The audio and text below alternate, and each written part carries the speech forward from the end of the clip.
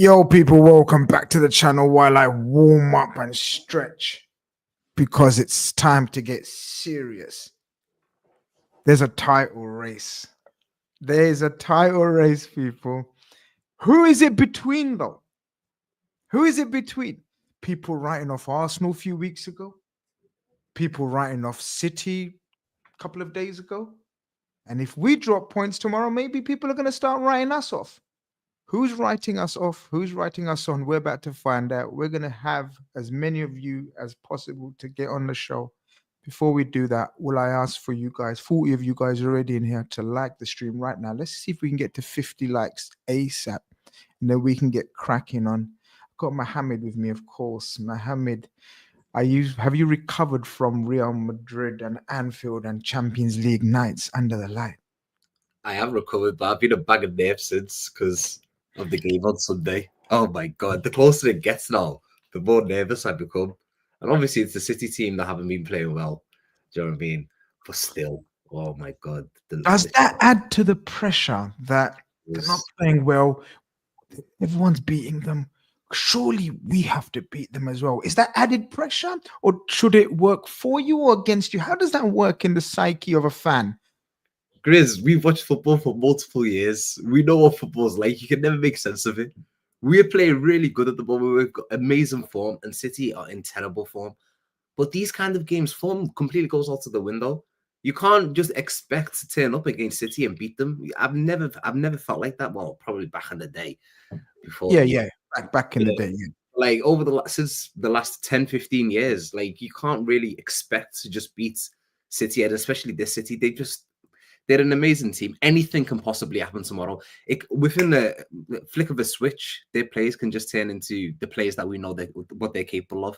Bernardo Silva can perform again. Phil Foden can be that player that won the player of the season just a few years ago. Haaland can just score goals for fun. This is a serious, serious team. And furthermore, eventually, as you said, they're going to have to bounce back.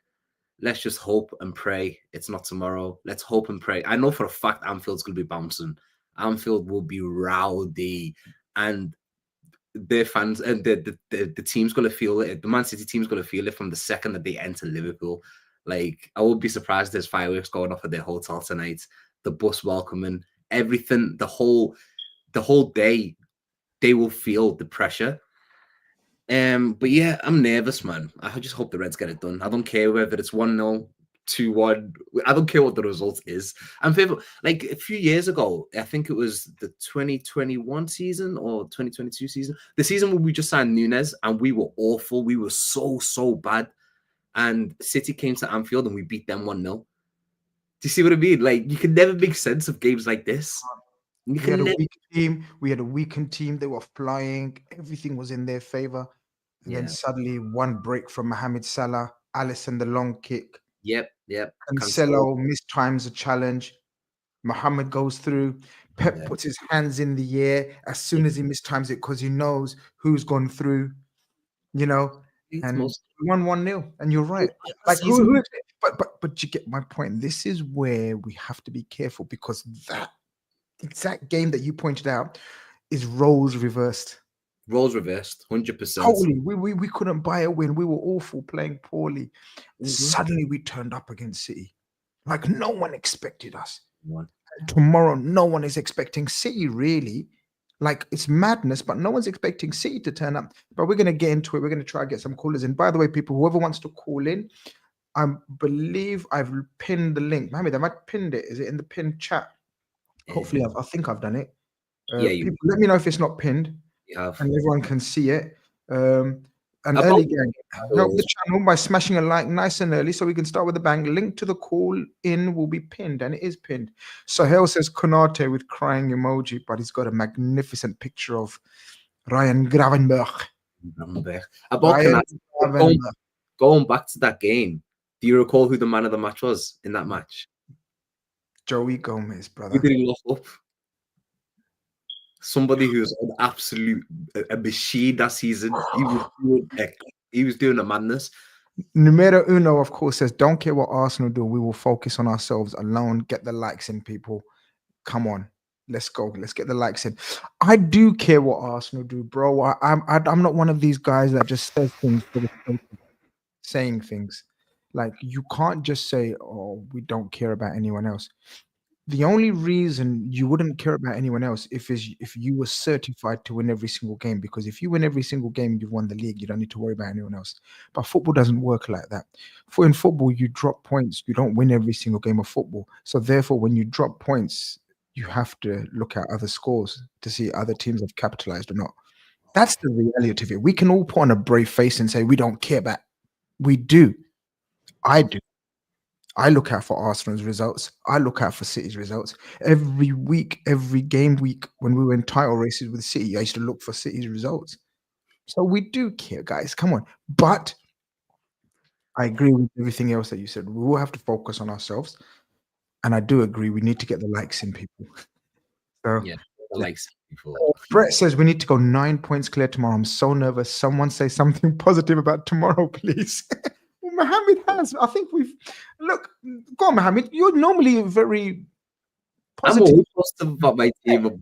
A bit of positivity that I can give you is if you compared. Okay, the one thing I've been thinking about the last few days, this season is slowly starting to remind me of the season we won the league in 1920. Inshallah. If you look at our results at this stage, back then in 1920, we didn't lose in the league, but we lost one game in the Champions League. But this time around, we haven't lost in the Champions League, but we've lost in the Premier League. So it's one loss in both those campaigns. In both those campaigns, we played against a Man City team that was kind of floundering behind in about this kind of time as well, November-ish time.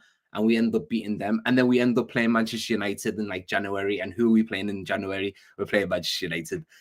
There's so many similarities with this season and the season that we won it, and it's kind of weird. It's very, very spooky, and I don't know whether anyone else has noticed this. So hopefully history can repeat itself, and that's the positivity, Brett, I could give you. But listen, we need to strap in tomorrow. It's not going to be an easy game. I don't care if they've not been informed, and I don't care what all these. I've been listening to a lot of City fans, and they're saying, "Oh, we're going to get turned over 7-0 or whatever. Or it would be lucky if we get away with a 3-0 win. If we lose 3-0, they'll be happy." I'm not taking none of that because this Pep Guardiola, one of the greatest managers of all time, he'll figure it out. Even Slot said he'll figure it out. He knows what to do. I know I'm trying to be positive here, but I can't help it. Yeah, listen, tomorrow's going to be feisty, but I do think we will win, inshallah. Inshallah. Hacker BLCPS. Let me know what that stands for, brother. Hacker BLCPS. What do you think that stands for? I don't know. I know the last bit stands for Crown Prosecution Service if he's in the UK. Is it? Don't ask me how I know that. Gonna be honest, the league won't want Liverpool to fly away with the title. They'll want to keep it competitive. Expect to be up against it, refs, crowd, and all. Well, the crowd won't be because it's at Anfield. The refs are shambolic, man, for everyone. I'm not gonna say they're shambolic for Liverpool. Honestly, the refereeing is just shambolic. Bro, all the refs are from Manchester for tomorrow. Yeah, I'll get yes. Why have they been selected for this game? Yeah, it's mad. In this PGMOL, whatever, it makes no sense. Yeah, why have they selected those referees? But listen, I don't want to be that fan who I know, but they can be changing. They can be like game changing. I know they can be game changing, but if you can eliminate the threat of the refs, and we just play our game and we play very well, then we'll be fine. Hopefully. Here's the link to click and get in the stream and give us your opinions, guys. It's already pinned. We haven't got any callers in at the moment. What's going on, people? You shy, or you bored, or you tired, or you nervous, or you scared? Are you angry? Are you positive? Roll through, man. Roll through. It's very unlike the call in Khan not to have people. Nicholas says what you're saying. Look who's roughing tomorrow. There will definitely be a controversial during the match. I don't want it to be decided with a controversial decision. Well, obviously, we don't care if it's in our favor. But we don't. We want to show. Look, I literally just tweeted a few minutes ago. Arsenal, like I said a few weeks ago, I said Arsenal are a quality team. Everyone was enjoying the banter and enjoying the banter when they were dropping points, but the underlying numbers suggested that they were unlucky with injuries and chances and game context through games, I knew they're going to come back. They're going to come back strong. And they've come back strong with a bang, especially with the returning Martin Odegaard, who is, look, I called him world class last week, and I got a lot of backlash from a lot of fans from other clubs, not sort of perceiving as world class. I said, that's fine. You have your opinion. In my opinion, he's world class. In this climate, in this current day and age, I'm not talking about all timer, but right now in 2024, he's a world class number 10. I'd say he's close to being probably the best number 10 out there. I don't know what your thoughts are on him. I don't know how someone can disagree. How can someone say Martin Odegaard is not world class? People were like, oh my God, you're doing too much. I said, okay, I'm doing too much. Did they not watch Martin Odegaard? Have they not seen him play? The guy is unreal. His technical ability, the way he just flows through the pitch and the ball's just glued to his foot, the link up play, the tenacity that he's got. He's fantastic. LFC mad, big up you. He is fantastic, brother. Like, oh my God, listen, he is the ball sticks to his close control is immaculate. It sticks to his foot and he just glides, and you can never get that ball off him. His passes, if you see the goal that Trossard scored, the little dink over to Saka today. Beautiful. Oh my God, beautiful. And Arsenal have been missing that over the last couple of weeks, in all fairness. That's exactly what they've been missing. They've been missing that person who can connect that play. That little dink over, they don't have anyone else. And I don't think there's many other players in the Premier League that can really do that, to be fair. Well, there probably is, but to that level of Martin Odegaard, there's not many. But Arsenal are a huge threat. They're a fantastic team. It seems like they're going to score whenever they take a corner as well. Their corners are just cheat codes. Like, it's the cross from both sides. And how have they managed to make Declan Rice one of the best crosses in the world? Like, my God, his crossing. Did you see the one he put in against us? Yeah, scary. All the crosses are scary. Pinpoint. Well, listen, me and you were just speaking off air before we went live, and I said this, for me, they're the closest that the Man United team reached. Man United were like David Beckham on set pieces, like penalties, man. It was like certified bang on the penalty spot, bad boy set pieces. And this team's the closest. Big up Ends, he's in the house. He says, "Karma, lads." Can you call in, please, and tell us how you feel? Because I'm still waiting for a prediction of yours to come right and true this season. Whether it's team lineup, whether it's score. So come on, Ends. Surely you get one right. Surely you get one right this season, and God willing, it's tomorrow if that's positive. So call in, Ends. We're waiting, man. Come, bro. Slot has shown he means business. No worries as far as how he'll approach the game. Well, how do we approach this game? In your opinion? I think it's going to be very similar to the Real Madrid performance in terms of that control. In the first half, I think we're just going to bide our time, control the game, control the tempo. And then especially in that Real Madrid game, it was as if though he told certain players, especially Conor Bradley, to just bomb forwards. Mbappe's not going to chase after you. He's not going to defend. Go forwards. And our first goal came from a Conor Bradley assist. I think it will be very similar. I think it will be calm and measured. Take this thing out of Manchester City.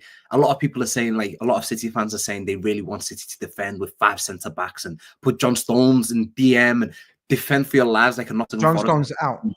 Is he out? Okay. But that's what I've been told by City guys. Happy days. But the way that they talk, from the City fans, they want a very defensive performance. But do they not know who Pep Guardiola is? Pep Guardiola does not do that. Pep Guardiola does not defend. Deep block in their goal, like on the literally of their goal line, the same way Nottingham Forest did against us. Pep Guardiola's going to come and they're going to try and play football. They're going to try and attack us. They're going to try and score goals. It's what they do. It's Pep Guardiola's DNA, and it's worked for them fantastically over the years. So I can't see them not doing that tomorrow. It will be a very intense game. If we can control the ball, possession is key. If we can control the ball, control the tempo, similarly what we did to Real Madrid in the first half, and then take our chances when they come, because there will be chances. They have been playing poorly and the defenders haven't looked the best recently. If Diaz is back, obviously that's a huge plus for them because Diaz is unreal. Diaz is back, yeah. Yeah, Diaz is unreal. If Diaz is playing, then that's a huge positive for them. They've got a leader at the back there. Just take our chances and it should go well, hopefully. What I was going to say... there was something else. Oh, there is Hacker BL CPS barrister at law. Wow. Well, big up to you, bro. Big up, bro. Big Yeah, up. smashed it. Hector Rico, I beg your pardon. I'm assuming he's an Arsenal fan. He says conspiracy starting already. Ha ha ha. Win the league, bro. Big dogs. Where's the We've, we've conspiracies going yeah, on? we've won the league, bro, before. Like We've won the league, we've won the cup, we've been to Europe too. we've done everything, bro. Just Literally. we left them We've feeling. basically we've done everything there is to be done, bro, in football. And did you Honestly. see the comments by Arteta coming out telling us how to win a league? It's so rich. I don't know where they get this, like, oh, the From the arrogance. manager. From the manager. It's from the manager. Arrogance of the is ridiculous. Dennis says Odegaard is class. Yep. He's TL, TLFC says don't care about Arsenal. Okay. Danny at the Res says I hate the Arsenal fans place. They go too far and talk endless amounts of. West Ham are shambolic, 100%. West Ham are massively shambolic. Yo, man, long time, bro. Indian Scouser in the building. Big up, lads. Smash the likes, bro. We ain't spoken in a minute, man. Where you been, bro? Call, come through. We've got about 3-4 callers in now, but come through, man. Come through. We'll get you on, 100%. Big up, community, man. We smoking you 3-1. Damn. LOL. Okay. Damn. Wow. How do I join the call in? It's in the pinned. Come on, brother. Guys, come on. You guys read the pinned comments, the chat. It's there. Click on the link. Come in and we can talk about anything you want to talk about. I'm here to listen. Mohammed may butt in because sometimes he doesn't like certain agendas and narratives. So he might argue with you. I'm not in the argument mood today. I will argue with someone. I can't help it. Yo, I can't help it. Honestly, this is right now the calm before the storm. But calm before the storm. The way I'm gonna be feeling, I'm gonna have knots in my stomach. Well, the first couple of callers is going to be Abdulaziz and then Faz. They're going to be the first two callers. I think I've spoken to Faz before. I haven't spoken to Abdulaziz, so I don't know who they support, but we'll find out. I know Faz is a Liverpool fan. I've spoken to him. Be interesting. What Faz says, because I do remember Faz at the start of the season and hope he remembers what he was saying at the start of the season, because I don't forget. I'm an owl. I'm a fish. I'm a whale. I'm every elephant. Everything that's got a good memory. One of them animals must have a good memory, right? I've mentioned every animal in the jungle. Elephants, yeah, one of them do. One of them must have a. One of them must have a good memory. What did he say? What was he talking about in the summer? Oh, we're gonna let him come on. Let him come on. Yeah, he better be ready. Evening, boys. If we beat City, have we played someone? I don't think we will play so good until we get to the Champions League final. We play Inter or Barca. I put that into tomorrow. Great job. So seen a compilation of that little scroll. Andrick, he definitely done Konate on purpose. Bro, he's an absolute little nasty, snide little tramp, man. Absolute. Nicholas backs me up. He says, elephants are said to. Fish, definitely not. Okay, fish don't have a good memory. Elephants. Okay, I've got memory of an elephant. There you go. Fish got a 3-second memory. Okay, so no fish then. no fish. Okay, so as I said, the first 3 callers are going to be Abdulaziz, then we're going to get Faz on, and then we're going to get Cam on. That's the 3. Faz is saying he's happy to swap with someone because he's eating. Okay, Faz. Cam, you become second caller. Faz will be third. Mohammed, please try to remember which order I give people. So in case Cam second. Faz, Cam, and then Abdulaziz first, Cam, Faz, and then there's Manveer. So there's 4 now. All right, but anyway, let's get into the first caller. Let's welcome Abdulaziz to the stream. How you doing, my brother? Well, assalamu alaikum, brothers. Nice to meet you guys. Nice to meet you too. Salam. Where are you calling from, and who do you support? I'm calling for the United States. I'm originally from Sudan, and I'm a massive Liverpool fan. Oh, amazing. That's a good start. Start. Round of applause. Listen. First and foremost, we welcome everyone to the chat. But when it's a Liverpool fan, it's just a little extra warmth in that chat. You know what I mean? How you doing? I'm good. Well, alhamdulillah. The team is doing brilliantly. They're doing better than what I even expected. Mm-hmm. Alhamdulillah, we beat Real Madrid. We had to get that nod out of the way. You know what I'm saying? My younger brother's a Madrid fan, and he messes with me all the time, bro. It's hell. And right now, these 2 days, I've been giving it to him, bro. Like right now, he just said Rightly one. so. Rightly Yeah, so. yeah, yeah, Tell him. yeah, yeah, yeah, yeah. Right now, he said like Van Dijk couldn't do that defensive action. I was like, hey, hey, you're not allowed to say anything about Van Dijk right now. Right now, Van Dijk currently as things stands, own your football club. Like that's what I said. Yeah, Yeah, Van Dijk yeah. has been a colossus this season, man. Oh Look, yeah. I'm the first Oof. one to hold my hands up and said I Mm, didn't think he had this comeback mm, in him. I thought we'd yeah, seen the best of Van Dijk. How wrong I was. For yeah, me, he's been the best centre back in the Premier League. I yeah. genuinely, honestly believe that. You can talk about Mm. your Gabriels and your Salibas, and there's no one else actually. It's just They're Gabriel and nowhere near Saliba. him. No, They're no one nowhere near him. near him. Yeah, yeah, yeah. Van Dijk is the best defender in the world. Like when he had that injury, it was heartbreaking. Like I couldn't even watch a Liverpool game when that happened, bro. But like the way he came back, and he's been really good. Like like he's been a very important piece of our defense right now so far this season and the past couple of years too. So like yeah, I'm thrilled to have him. The Konate one really stings. I'm not gonna lie to you, bro. Like, oh my God, bro, why did that have to happen in 20 seconds left to the game? Oh Yeah. my And the way God, man. that injury is the way that Konate's been playing. He was putting on a Ugh. display of one of the best centre back seasons you'll ever see. The way he was playing, Yeah, but yeah. So, like, yeah, he was putting on a performance of a lifetime, and like, it was 20 seconds, and the game would have been over. And he did, and then that happened, bro. Like, and I know it's like other, things like that usually happens, but it hurts. I'm not gonna lie to you, it does hurt. Like, These kind it's of things, the most innocuous things, can change, derail a whole season, can't they? yeah. But we'd like to think that we have got some amazing experience and quality cover. So we've got our two options, right? Mm. Is one is probably our star standout of last season, right? Gerald Kwanzaa. Kwanzaa, Yeah, and of course the more experienced, the guy who's the longest serving player at mm, Liverpool, people, yeah. Joey Gomez, to step in tomorrow. What are you Yeah, he doing was. tomorrow? If you're the manager, what are you doing tomorrow, Mm. Abdulaziz? I'm starting Gomez because, like, I would have started Kwanzaa if he carried on the form of last season. The issue is he has something going on with his head and he's not right. Like, we gotta inject him slowly into the squad.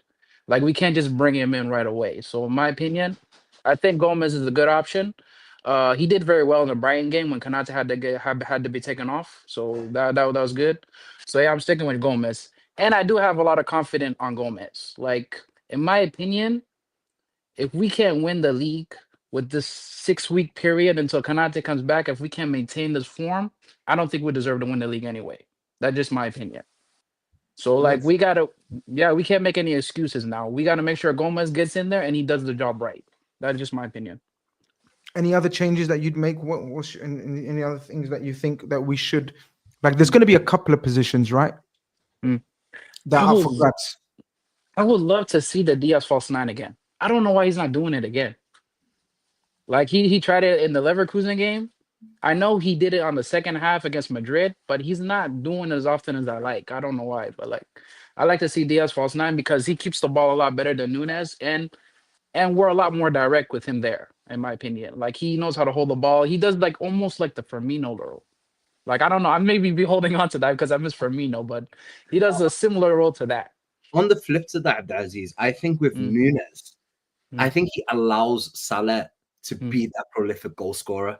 Like if you mm, look since Jota was injured, Salah's mm, numbers have gone up since Nunes has been playing, and I can't see mm, that as being a coincidence. Like honestly, I think their partnership is extremely underrated. Nunes does a lot of work. mm, He opens up a lot of gaps for mm. Salah to take up positions, to score goals, and he's been so prolific recently. Obviously, he didn't score against Real Madrid. Yeah, Unlucky he missed the penalty and stuff. But before then, yeah. he's been scoring goals for fun. And I do think Nunes and Salah, they do complement each other very well. They do. They I do. agree about the We do have complimentary our because qualms. We do have our qualms with Nunes, and we want mm, him to be more prolific. But mm, in terms of how the team plays, I feel like there's more goals in the team when Nunes is there, even though he's not scoring. Would you mm. agree with that? I agree on Nunes' link-up play with Salah. Remember, I think at the beginning of last season, like Nunes and Salah had this connection that was kind of crazy. Like they were passing the ball to each other, Like they knew where the other guy's gonna be before they were even there. They Yeah. had that, but then that Nice kind of slowed understanding. down. Yeah, yeah, but that kind of slowed down a little bit. I figured because Nunes was wasting a lot of opportunities in front of goal. Like Salah always used to play him into goal, and then he just keep on missing it and missing. That's why he's not doing it as often. But I know that connection is still there. But Yeah. we're just not. They're just not using it as often as like he would like. You know what I'm saying? But like the thing about Nunes is like he's all right in general, but like I want us to be a little bit more clinical. That's my thing. We all Like I do. want 100%. us to put away teams after the You first half. won't. I You don't want won't. to be stressing. You can't win the league without one of your forwards being prolific. And obviously, Yeah. we've got Mohamed Salah, but Mm. but Nunes is part of that attack now firmly, Yeah. especially with the injury to Jota. Hopefully, Yeah. Jota's back in the next couple of weeks. No, But inshallah.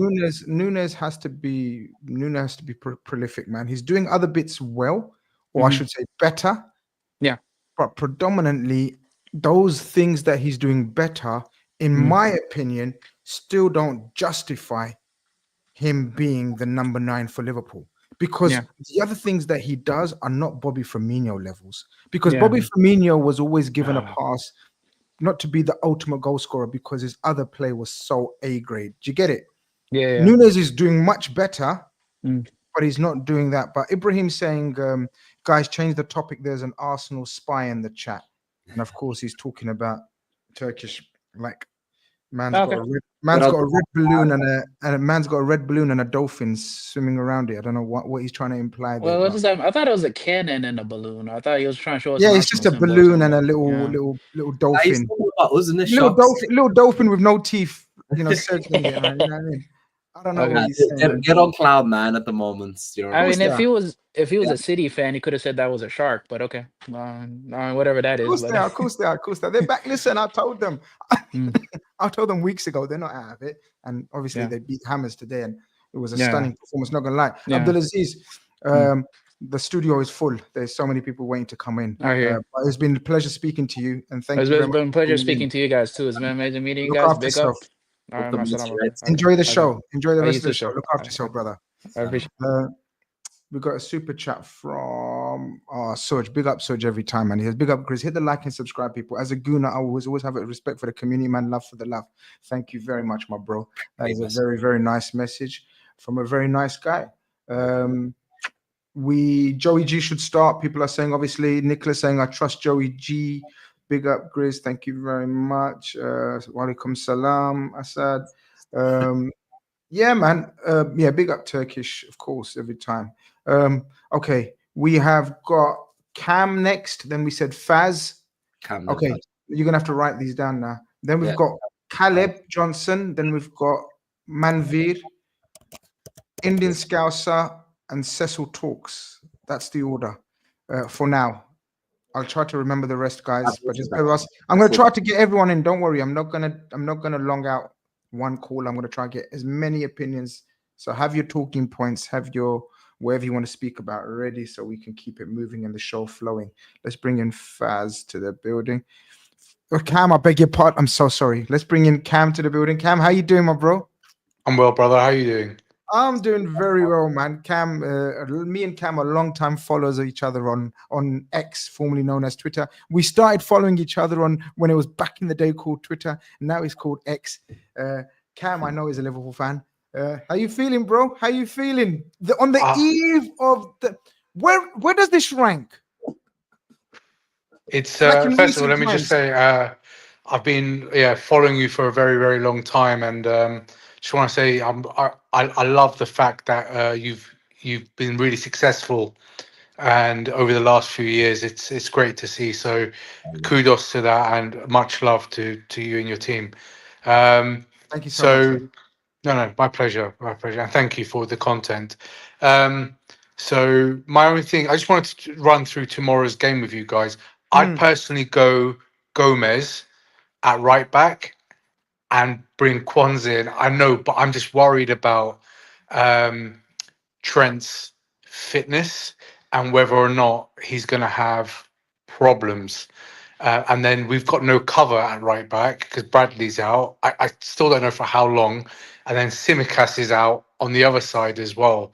So I'm just thinking, short-term pain it a little bit for that long-term gain. Ease Trent in slowly, give him minutes in that game, coming off the bench. I know it's not a popular opinion, but I think we can beat them even with Kwanzaa and Gomez. And yes, they're still a phenomenal team, but these are seasoned professionals that we've got momentum, and it's Anfield as well. So that's my thinking. And just on the front three, because I heard the previous caller, I love Nunes, the energy he brings, but he's super frustrating. I would go with Diaz up top and Salah and Gakpo on all the three sides. Personally, I think we will cause him more problems in those half spaces without Nunes, because Nunes will be looking to go over top, and I've got a feeling Pep is going to drop deeper than what he may normally.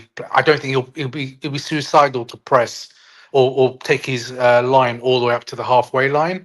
So I think in those half spaces, the three footballers that I've picked will be better at linking up and playing in those sort of defense midfield areas. But that's just my opinion. I don't know what you guys think. So Mohammed, take the first point with the defense. I see what you're saying and where you're coming from, because Kwanzaa and Gomez certainly bring more physicality, height, pace, power than a Trent Gomez would bring. And then maybe if we're losing the power and one-on-one defending ability of a Konate, maybe you're thinking along those lines, but it does take away the genius that is Trent Alexander-Arnold, and because we know even if he's not having a great game, his one pass can make all the difference. So I don't know if I would do that. Even with fitness? I mean, where you're coming from, Cam, makes so much sense, because is Trent fit is what I've been asking myself, because when Bradley went down, it wasn't Trent that came on. It was Joe Gomez that came on at right back. And as you clearly highlighted, at left back, Shimaka's is out now. So we've only got Robertson there. And if Trent is not fully fit and we risk him and we play him tomorrow and then he picks up a knock and he gets injured, then Joe Gomez has to play right back and Kwanzaa has to play centre back. And then I know we're not allowed to talk about injuries because apparently Liverpool don't get injuries, but then we're literally down to 4 defenders at that point. But that's worst case scenario. In terms of like Kwanzaa, I'm seeing a lot of negativity towards Kwanzaa in the chat. I think his errors that he's done this season, especially in that Brighton game, were very amplified, and obviously they led to goals. However, I watched that game in full and I thought Kwanzaa was brilliant. I thought he played really, really well. If we take away those 2 goals, I thought he played really, really well. And I was one of many people who were sat here in the summer before the season kicked off and wanted Kwanzaa to be our starting centre-back. I honestly wanted Konate on the bench. That's how highly I rated Kwanzaa and how good he was last season for us. He's an excellent talent, an excellent football player, and I wouldn't have any problems with him starting. However, for tomorrow, I personally would want to see Trent start at right back and Joe Gomez at centre back. I think tomorrow's game is such a pivotal game for us to actually put a foot down in this league and just say, we're going for this league. Like, we're going to go 11 points clear of Manchester City. We're going to go 9 points clear of Arsenal, and we're going to go for this league. And obviously, we have been going for it. We've been playing fantastic. But if we start making changes, and Kwanzaa could potentially become a the thing is, I think the problem is, or one of the problems would be to be like, Alisson probably not playing tomorrow. We don't know yet. But I wouldn't play him. Hey? I wouldn't play him. But what I'm saying is, like, in terms of Keller has been fine, right? So, Cam, if you're bringing in Kwanzaa and Gomez, that's 2 changes you're making, as opposed to, actually, no, it will be 2 changes anyway. But what I mean is, positional-wise, Gomez has played left back last season majority. Then he's made a couple of appearances at centre back this season, I think, in the cups. Yeah. Has he played at right back this season? I know he's made a cameo sub appearance. I don't think he started a game. He hasn't. Hasn't he? He hasn't. So you're starting him right back. after a long time playing left back and centre back, and then Kwanzaa, so we have to remember why Kwanzaa was taken off. Kwanzaa was taken off for the physical element of the chaps pretty much bullying him, Dilap. Tomorrow he's up against probably the most physical striker in the world. The most physical. Now, I get it. He's bigger and he's stronger and quicker than Joe Gomez. But Joe Gomez, like Mohammed reminds us, was the last time he played Haaland, he literally didn't give him a kick or a sniff. But I get what you're thinking, though. I wouldn't be adversely against that. I like you're thinking about up front. That's the thing. There's a huge chunk of games coming up. December is jammed. Yeah. It's really that's what I'm thinking, to be honest with you. I'm thinking if we throw him in, it's a high stress game where you're going to be running even more, and if he pulls up again, like but how realistically, I mean, we're not, none of I am not a medical expert, but realistically, how much fit or difference will it make on Wednesday? Because we play again 3 days later. So are we saying that we're not going to play him in there as well? No. I think he should get minutes tomorrow, but should come on and with 20 minutes to go. I know it's a bit introvert. I'm sort of turning inside out because he's less the whole mantra is he's not as good defensively, and if we're leading. But I think he should get minutes tomorrow. Listen, either way, it works. I'm just thinking we've got a really busy Christmas schedule coming up, and I think we have to manage because before he got injured, he was. I read somewhere that they were managing his injury. Yeah, and I don't remember if what happened was because of that. I don't know, but like, has that cleared up? Or is he back now to like? I just don't see the need for a risk. But saying that, if Slot starts out right back, no problem. I think we're far more careful with returning players. It's been a massive improvement in terms of players returning when they're fit and and holding their fitness. Couple of the key injuries have been freak injuries, as opposed to muscle injuries that are the most frustrating. And muscle injuries are because of overplaying, fatigue, whatever. I think we've managed our minutes very well. We've just had freak injuries, man.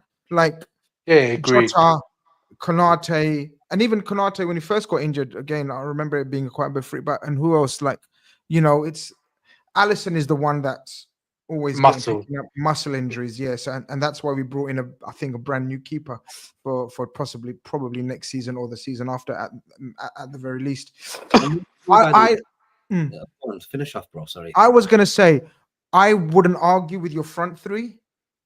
I like your thinking about that, and I think that's what we're probably gonna go with personally. What are we doing in midfield though? Because both of you didn't mention the midfield. What's going on there? Are you lot sitting on the fence? I know where I sit with this, but go on, Cam. I love Curtis Jones, but I think we need to squeeze the Man City midfield literally like a python, get around them, and he snatched their soul, if you know what I mean. And I think Szoboszlai, he hasn't been great in my opinion with the ball, but out the ball he's a monster. And I would put the most high pressing people in there. So he would go in there along with McAllister.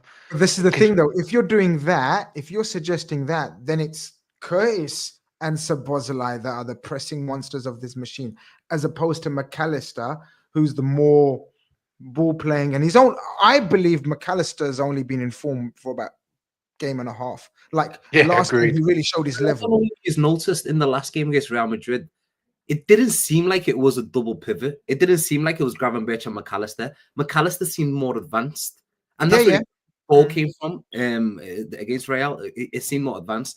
But in terms of tomorrow's midfield, I have to disagree with you, Cam. I can't see a world that we drop Curtis Jones, especially in the form that he's in at the moment. Oh, he's phenomenal. He's been absolutely but when life gives you lemons, sometimes you gotta make the lemonade, right? It's a really beautiful position to be in because we've got Szoboszlai, who's also he played well against Southampton. I think Slot picked his midfield perfectly last week against Southampton. It was wonderful. And then again against Real Madrid, that midfield just complemented each other, and it was fantastic. I would go with that same midfield three, but with the tenacity that you're talking about with Szoboszlai. Where I'm thinking is, imagine bringing on all of that energy and that pressing and the tenacity that Szoboszlai brings in the 60th minute against an aging Gundogan who's 35 years old. I agree, that's a good point. Just a last quick point, because I know you got other callers. I don't want to take up too much time. You're good. Do you think we'll go with a double pivot because of the Konate injury? Or do you think we will be, as you said,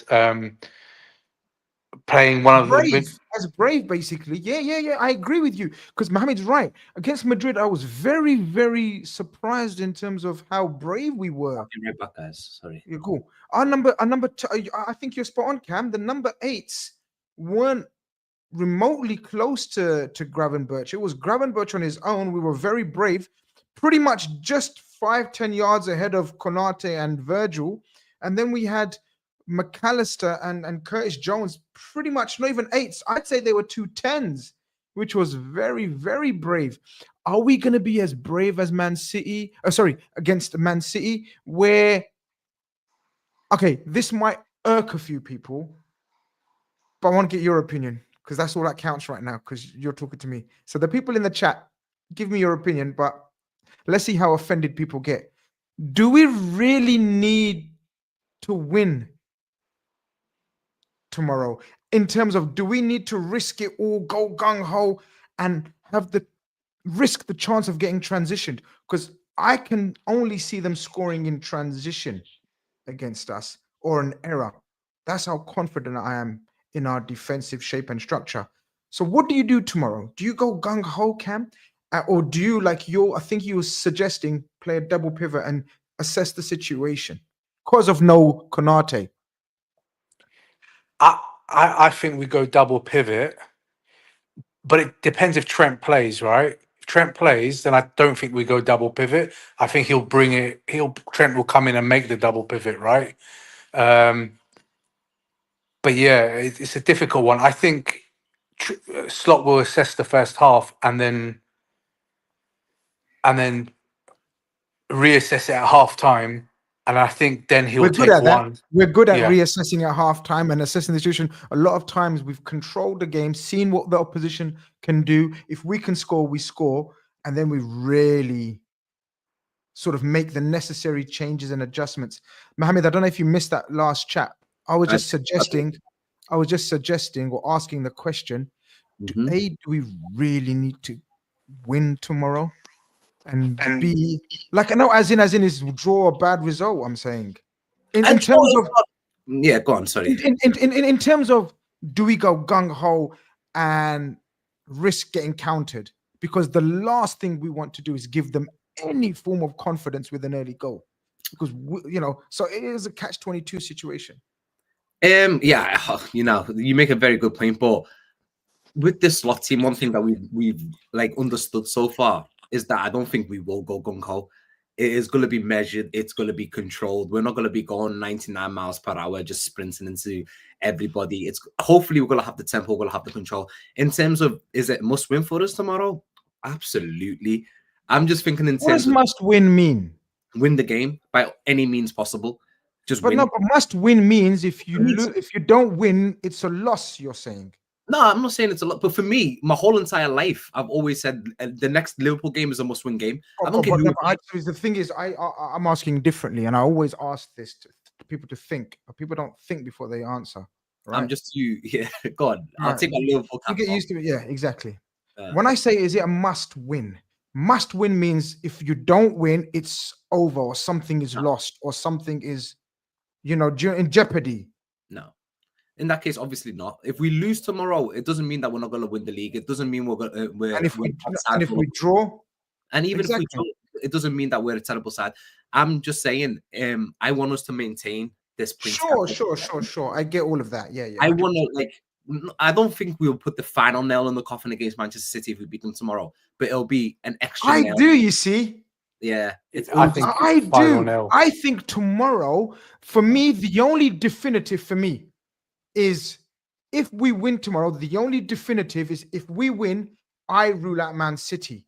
I think the next league, I think the 2024-25 Premier League champions will either be Arsenal or Liverpool if we beat Manchester City tomorrow. Cam, I don't know your opinions and thoughts on that. Yeah, I totally agree. I think Man City at Wow, 11 really? points, with the way they are, it's too big of a gap, personally. But I'll be honest with you guys, I want us to continue winning because those Arsenal fans are boiling my PISS constantly with their You're not the arrogance. only one, brother. The arrogance. So I'm like, I want to take away that hope from them because I don't know whether they're just if they're just fronting or whether they really believe it or not. But it's boiling my urine, sadly, just the disrespect. But I think it will be a final nail for Man City in this season, who've been phenomenal for 4 years. And I think if we could get past these 3-4 games and take Yes. I think that sends a message to Arsenal as well. And then I think they may reprioritize their objectives. I'm asking you 'Cause- guys, I'm offering you guys, right? Because I'm a gentleman and I'm the community man. I'm offering you 7 points out of the next 9 guaranteed. Are you shaking on it or are you telling me no, I'm going for 9 and risking losing? So I'm offering you 7 points. You're guaranteed. You don't need to play the next 3 games. I'm giving you 7 points. Mohammed, are you taking? Part of me saying yes, I'll take it. Part of me saying no. That's Because nothing, then, is it? I need a yes, no.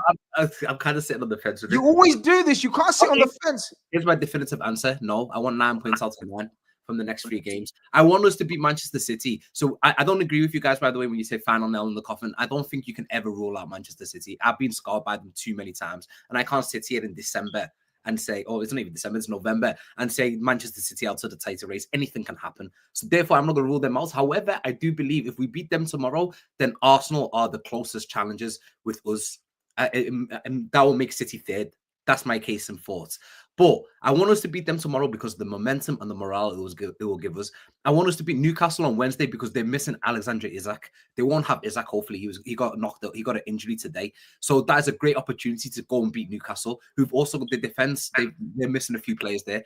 And then I don't want to drop points at Everton in the final game at Goodison Park, the last Merseyside derby at Goodison Park. I don't want to drop no points there. I want to get 3 points and say goodbye to Goodison Park. To all You're being greedy, brother.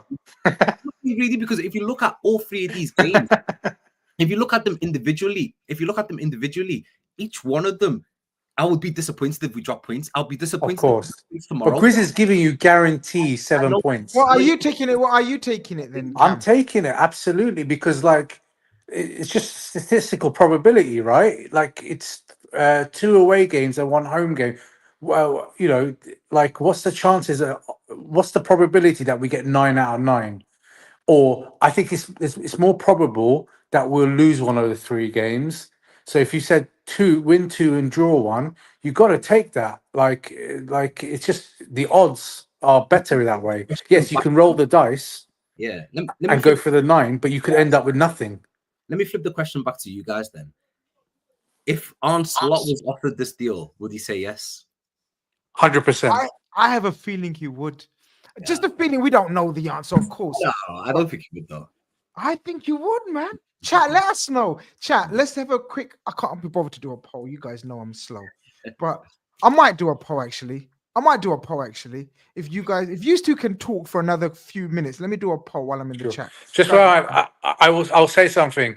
Like I don't gamble, right? And I hope you guys don't as well because it's not good. But like I'm not taking you to a casino if I ever went, man. we'll end up with nothing. So something. What do they say? Sometimes a bird in the hand is better than 2 in the bush. Or something like that. Right. Let me create this poll. Right. I am offering. Go on. Sorry, you guys carry on. Yeah, I think the way I broke it down there in my brain, it makes a lot of sense. Like all 3 games, if you look at them individually, I wouldn't want us to drop points in any of them, and I think we can win all 3. That's why I wouldn't want to take the 7 points. Why would I want to take 7 points when I think we can win all 3? I think we can beat Man City tomorrow. I think we can beat a Isaac-less Newcastle on Wednesday. And I think we can beat Everton at Goodison Park in the final game at Goodison Park in the Merseyside derby. So, yeah. Wow. Everton Okay. is the one that worries me, to be honest with you. As well, and we're going to be missing that physicality of Konate, which is obviously how they battered us last season. They physically just terrorized us, to be fair. And Konate, he is a physical beast, and he just adds that physicality to our team. But I still think we'll get. I'm gonna thank Cam for wonderful call. Really Thank you for having me, Cam. It's been a pleasure. Make sure you call in again. It will be a pleasure to speak to you again. And thank you, brothers. Let's hope tomorrow is a magnificent evening, stroke day, stroke night, stroke 24 hours for us. And hopefully we win the title. Thank you. After yourself, Cam. And keep up the good work, guys. Thank you very much. Take care. Guys, I've put a poll in the chat. Get voting. I'm offering you 7 points out of 9 out of the next 3 games. Are you taking? It's a simple yes, no poll. Let us know, and I'll keep up to date with the voting. Yo, what's good is in the building. Yo, what's good, bro? He says Slot has not used the pivot in build-up a long time ago. It's been 1 in BU. Build-up. In build-up. Yeah, Grav. I expect City to play through our midfield because it's easy access, in my opinion, but we are compact in our third. Yeah, yo, what's good? I've noticed that you often talk about this. Basically, Mohammed, what Yo What's Good always says is our midfield is still easy to bypass, but we're much improved in the final third defending as opposed to last season. So he always bails us out, but he still has concerns about how teams do break through our midfield. Do you share those concerns? Because I kind of agree with him because it is still work in progress. It's definitely still work in progress, but the reason why our final third play has improved is because of that midfield. I think the reason our midfield has become a lot more compact, and the access, granted, obviously it's not as last season. I felt like anyone could just walk through our midfield and just be onto our defense. This season's not the case, I don't think. So I do slightly disagree. I think our defense has definitely improved because of our midfield, Gravenberch's form, and whether it's a Bosley or Jones and McAllister, the way they've been playing. And they do have a bit more of a defensive mindset as well. So yeah, I see where he's coming from, but I disagree at the same time. Fair enough. People get voting. We've asked you the people. We've asked the people the question. We're offering you 7 points out of 9, guaranteed. Now, shake on it. Go home. You don't need to play. Mohammed saying no. Please, I want to play. I came here to play. I came here to win. I want all 9 points. Faheem Shah is in the building, my brethren from Luton. He says, yo. Then he says, man's coming. Pause. Then he says, where's the link? Pause. Brother, the link is pinned in the chat. 9 points keeps the gap still though, Grizz. But you're risking suddenly 3 draws.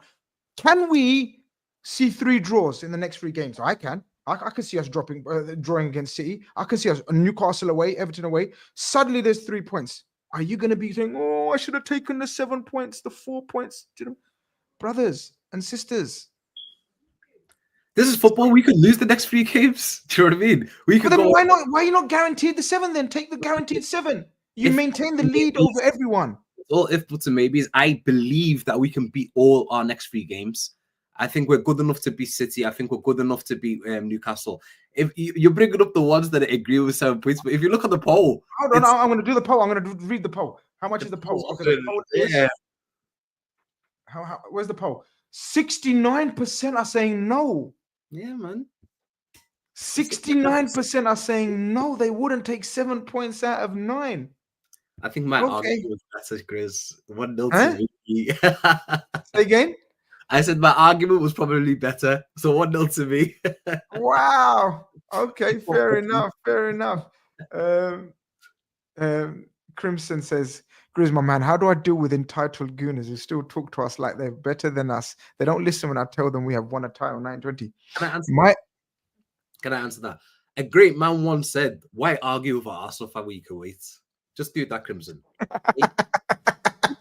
Brilliant advice. Yeah, be patient. Just wait. Brilliant advice. Why argue with an Arsenal fan when you can just wait?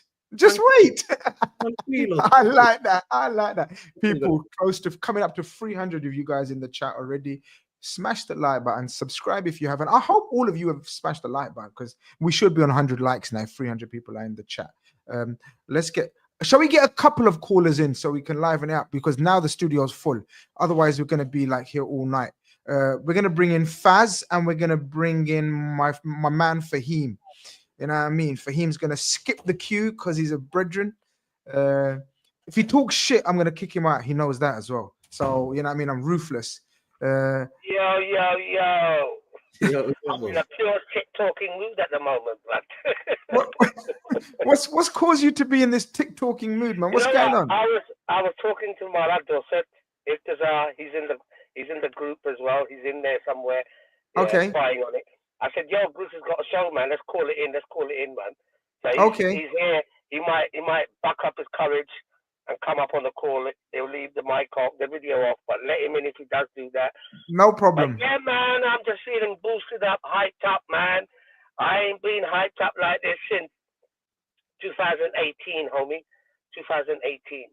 Yeah, that's when you get me when my boy Mohamed Salah was doing his thing, man. So what's caused you to get that feeling and vibe again? What's man like Arnie Slot done to you that's got you feeling like this? Ryan Gravenberch. Oh. Yeah. Cody Gakpo. Yeah. And I'll be honest with you, my boy Ibu. Yeah. Alhamdulillah. The way these mans have come through, yeah, it's like, man, we were up in the air for like, we want Bellingham. We want Bellingham. Klopp, you asshole. Why are you not doing it? Why are you not doing it? Klopp, you're just a flop. Bro, my guy come out. He brought this guy. And I can't remember one guy, we all know him.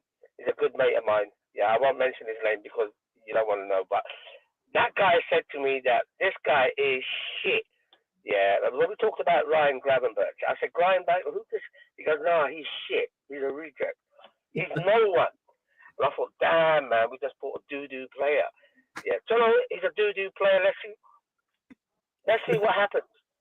But my guy came in. He's playing like Patrick Vieira. He's playing. Are you feeling it, Grizz? I'm feeling it, bro. He's sliding and gliding. Sliding and gliding. You know, just like you do the slalom. You do the skating. Slalom. Yeah. Okay. Like, yeah. Bro, my guy. He's just sliding and gliding. Sliding and gliding. Listen, to all the tacticos out there, handle your business like Faheem Uncle. Sliding and gliding. Sliding and gliding. Yeah, you got to slide it in there. Yeah, don't go with both your feet.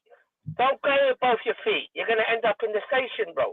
Yeah, police are going to have you locked up. You want to slide it and glide it. He's sick. He's sick. So he's been the one that's got you back in the groove in the mood. Gravenberch number 1, yeah. Gakpo number 2, yeah, and Ibu number 3, bro. The most outstanding jump in performance that I would have never imagined.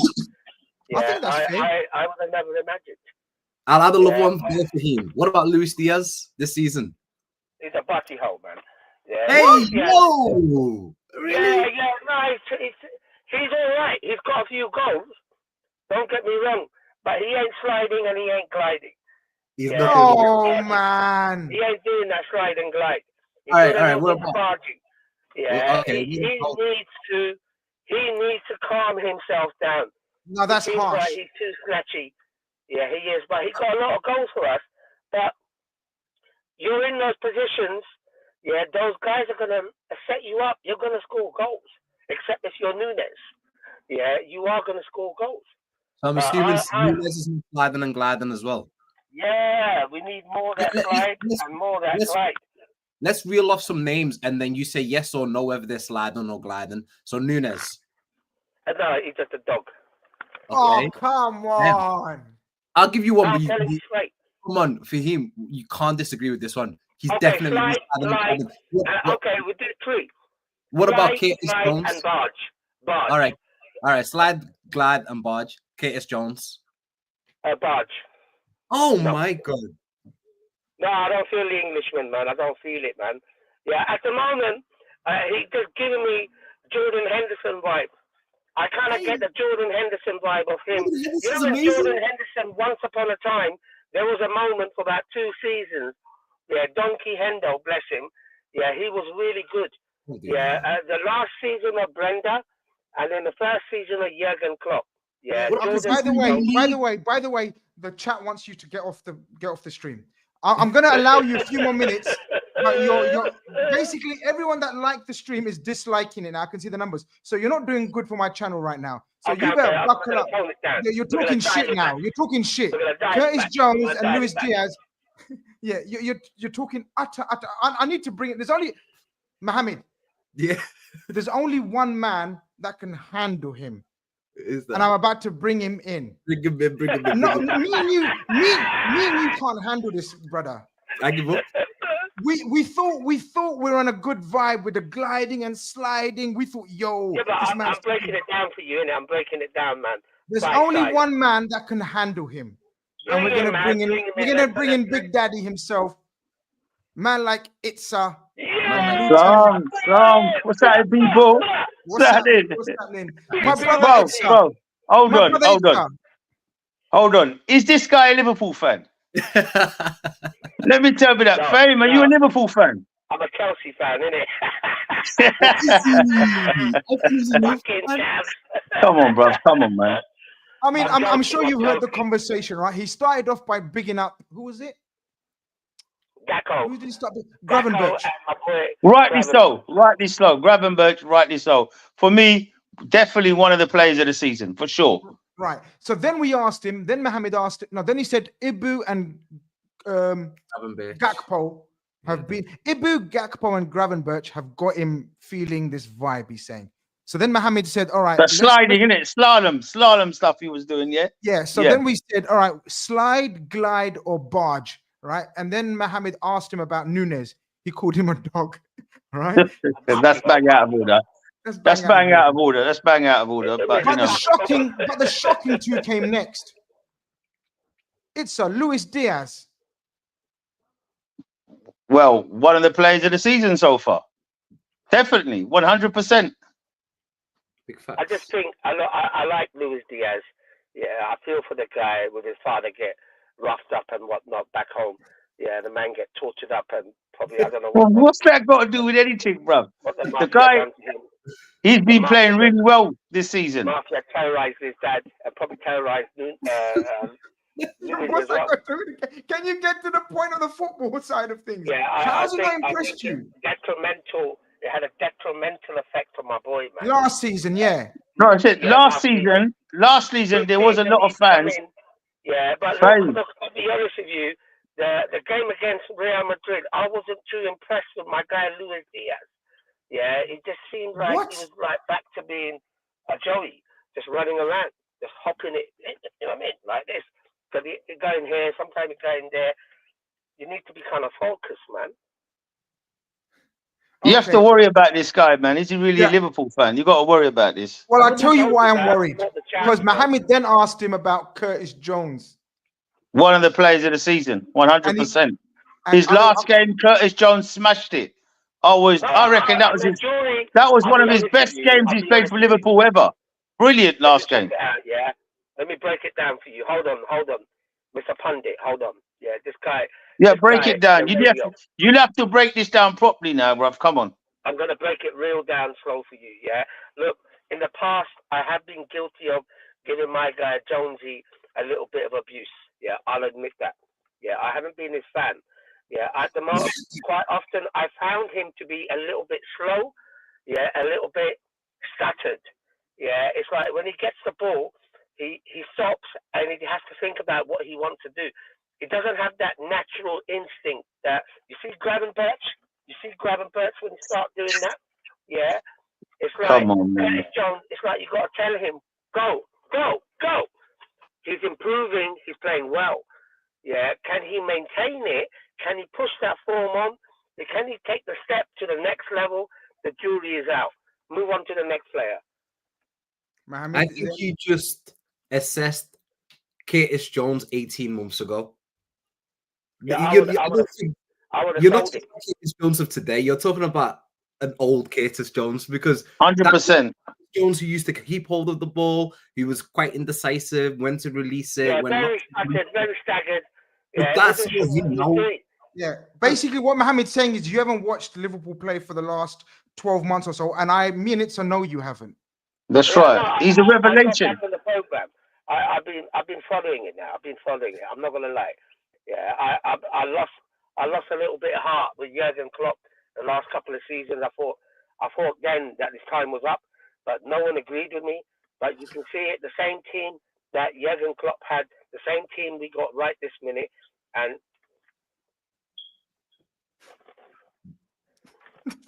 no, I'd beg to differ, because it's the same team, but the players have matured and they were right. What Klopp could have done with them this season would have been just as amazing. Facts. Because the youngsters are ready. They're ready now. No, it's not. There were tweaks. There were adjustments, playing styles, development. What are you talking about, man? Adjustment. Gravenberch was there. Gakpo was there. Gakpo, sometimes they played him here. Sometimes he was in the midfield. Sometimes he was in the right wing. Sometimes he's in the left back. What are you talking about? It wasn't that. It was tweaked. It was set. It was set. Optimized. Let's move on, man. Yeah, but the thing is, I don't understand this rhetoric about Liverpool, Jurgen Klopp not trusting Ryan Gravenberch and not using Ryan Gravenberch, because history tells me whenever Jurgen Klopp signed a new player, he wouldn't put him into the team straight away. If you look after Fabinho, Endo and McAllister. Wait, Endo and McAllister. Let the brother talk, man. Hendo wasn't there last season. It was a brand new midfield. Endo was there. Endo, sorry, Endo, yeah. I thought you said Hendo. Yeah, but my point was, with Gravenberch, maybe he needed that one season. Maybe behind the scenes, Jurgen Klopp, Pep Linders, et al. We're training him to become this six that potentially we wanted him to play. Jurgen Klopp wanted them to play. When people start talking about, I don't think a Jurgen Klopp team would be able to do this right now, I think it's insane. Jurgen Klopp, this time last year, we were playing fantastic football and we were doing really good. We was in the title race. So I don't want to. Sorry to interrupt as well. I don't want to get into blasphemy. One thing is, you can say a lot of things about Liverpool Football Club, but you can never come for my guy. I love this man to bits.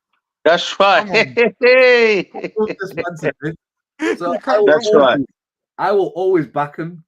I don't want to get into blasphemy, man. I love my guy, man. Jurgen the German, you get me. He's my boy, man. But you get confused. Yeah, but never mind. Yeah, let's move on, man. Yeah, who else are we talking about? Mohamed Salah. No, but that goes without saying, innit? We don't need to mention him. I want to talk about the guys that were in the peripheral last season, and we've had, like us three. We've spoken about certain players for years now, on and off, good or bad. You know, where are you with Trent Alexander-Arnold situation? Then what are you saying about his performance? I'm really upset about that, bro. Yeah, I'll be honest with you. Yeah, we've done the thing that Chelsea were doing with some of their great players. Yeah, that Man United were doing it, and we were all cussing them for not giving their players contract. I was going to ask you, are you one of those, Faheem, I'm going to ask you a direct question, and it's, are you in the camp of saying, give him what he wants? Absolutely. Absolutely. What he wants? What he wants? What do you want, son? He wants to be the best played player at Liverpool, whilst there's Virgil van Dijk and Mohamed Salah there. Done. It's I'll probably agree with Faheem right now, because he's young and he's the future, isn't he? So you make him above Mohamed Salah and Virgil van Dijk. How the man going to take that? But right now, because you're going to sign him up for a long contract, isn't it? So he's worth the money. He's at his age, and he can go over to Real Madrid, and he'll get the money there. So at the end of the day, if you want him, you got to pay him. That's what it comes down to. And why should he get paid less? I can't see the reason, especially at his age and how good he is. I'm going to come off and I'll come back in, just to let you know, Yeah, Listen, get off. forget about this thing. The fact that we've allowed TAA, arguably one of the hottest properties in world football. Well, we're not talking about English football, world football. We've allowed this guy to be on the last year to potentially in January sign a deal with Real Madrid. Well, that's criminal. It's criminal. No, you got to agree with him. That is criminal. That is How did it get down to that? I would never know. I don't understand. We're always getting on about a brilliant business model, but something went wrong there with the business model. 100%. I'd say last 18 months. I don't know any business model that will allow the one of arguably the best right back for the prime asset to go on a free. We'll get that close. It's terrible. Faheem, are you making a move now? Yeah, you're gonna come back later. Yeah, we're gonna get some more callers on. Job yet. I'm still waiting. Oh, do we have to stay with you? I thought you said you're going. All right, we got to go up with more of this, bro. More of this. All right, what about Robbo? Fame, what you said about Robertson? Hold on, let's. You know what? I've got about 10. Let me bring on someone else. You guys stay, but please show respect to other new callers. To me and Mohammed are wild. We can handle you. Others may not be able to handle you, so be polite to others. Let's bring in. No, we're always polite. We're always polite. I know you are, but that Buffalo soldier's mad. See that guy there? That's a cockahole there, man. What? Language, bro. Yo, do you want my show to be cancelled? Shut your mouth. Bro, we've got kids on there as well, man. You know what I mean? Behave yourself. I think you two picked up what he said, to be fair. So yeah, well, exactly. Hopefully, nor did the authorities. But anyway, I'm gonna bring on Faz because Faz has been waiting. I'm gonna put on Faz. My best mate. Calm down, bro. Calm down, man. He's on mute. He's not gonna speak now until he's spoken. Faz, welcome to the stage. That is Khanage. Salam, how you doing, guys? Khanage by nature, brother. How you doing? Salam, how you doing? How you doing, Mo? My bro. What are you saying? Long time no here. Yeah, long time. I don't know what you were on about before saying that.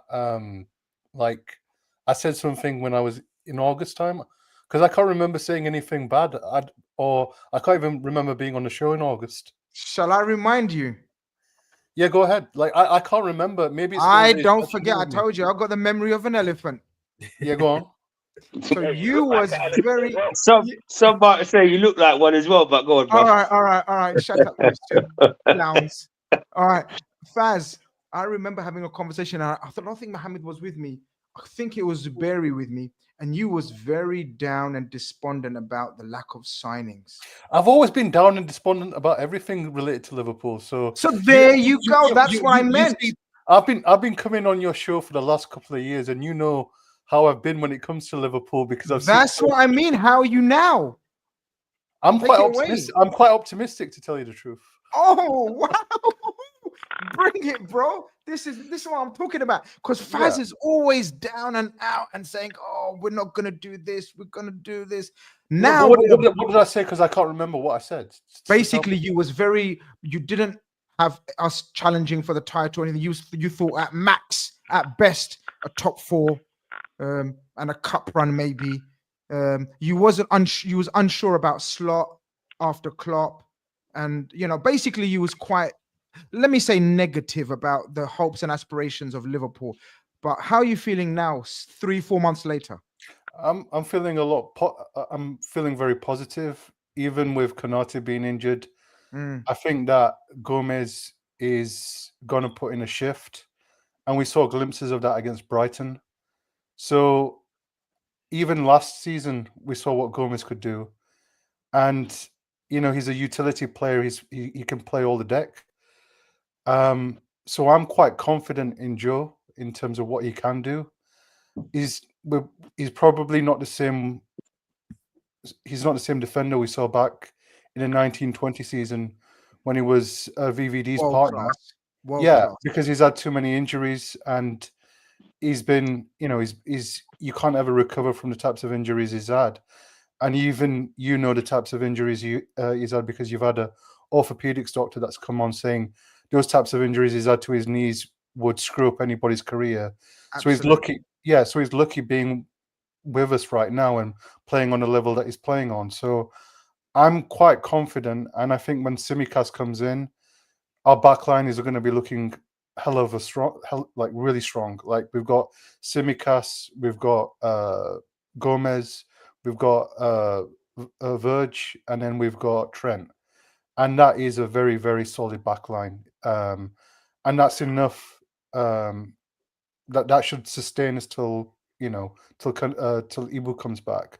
So I'm not scared at all. And when you talk about, for example, Man City, is it a must-win game? I would say it's a must-win game because of how their lack of confidence coming into this game, because there's cracks all over the wall, and like you say, you could put a final nail in the coffin here, and you could break it all apart now, and their confidence will be completely shattered if they lose at Anfield. I guess it's a manner of defeat. If it's like a 2-1, if it's like a 2-1, like us scraping a 2-1 win, I guess they can take something from it. But if it's an absolute battering, there's no way these guys are going to recover, and it becomes even much more harder for them. And that's where I see. And I think that go on. I was going to say, do you guys agree with my opinion? If we beat Man City tomorrow, in my opinion, the next Premier League champions will be Liverpool or Arsenal. It'd be one of us. I can't. But what I mean by that is if, and it's a massive if. I know if confidence is sky high and every man is coming in like Uncle Faheem, cock a hoop. You know what I mean? But all right, I like. Man City will be very difficult to beat tomorrow. Let me tell you guys very difficult. Very difficult. You really think so? 100% no, so. 100%. If you think you're turning up tomorrow and rolling a coach because now it's win or bust for them. This is what I mean, guys. What I mean about tomorrow on Man City is I know we've witnessed them play in the last 4 or 5 games and we're thinking, yo, everyone's scoring goals against them chances. Tomorrow, in my humble opinion, is their last chance saloon.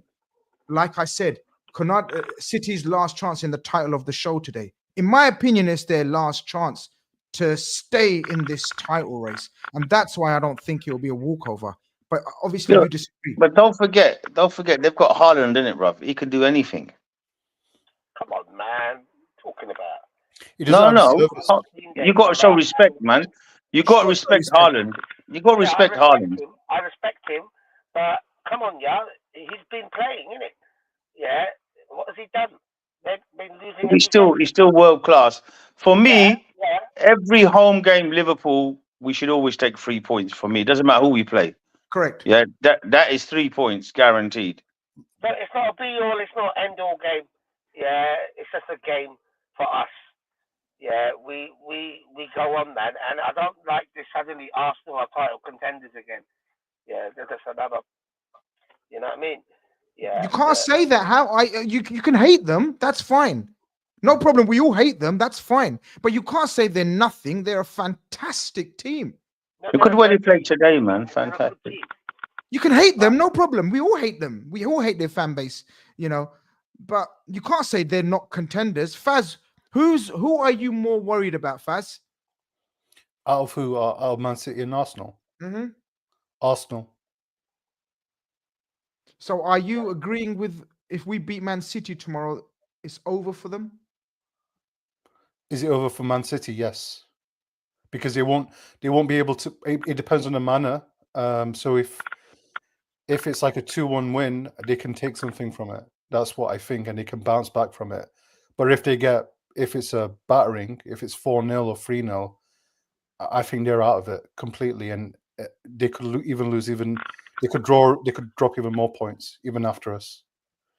That's why I think. That's why, like, I know it sounds risky here, but I know I know it's a bit of a gamble, but I think we should go for the jugular. I think we should go all out. Well, let me give you an update. Forget about transition because. Wow. So you're ready to risk it all and just go gung-ho and get possibly transition? Like, it's like, the thing about it, the way you have to see it, and the way I've always seen football is, it's almost like boxing, yeah? You've got you've got one boxer who's literally out on their feet. Yeah, they've been knocked out so many times. The moment you put that first goal through, the moment a knockdown happens, they revert back to type. They don't know what to do. They're not the same. They're not the same anymore. I think it's going to say the same thing was going to say. But the boxer you're thinking you're going to knock out, he's still got that wonder punch. Champion, 6-time he's champion. Still got that wonder punch, and then you could go in for the kill, and next thing, he's going to give you an uppercut, and you're on the floor. Yeah, but it's Anfield. We've got a crowd behind us. It's Anfield. We've got a crowd behind us. It's 11 versus 11. It's 90 minutes. Yeah. You have to give Manchester City recognition that for the team that they are, the performances that they've historically always given. There's no gimmies in the league, bro.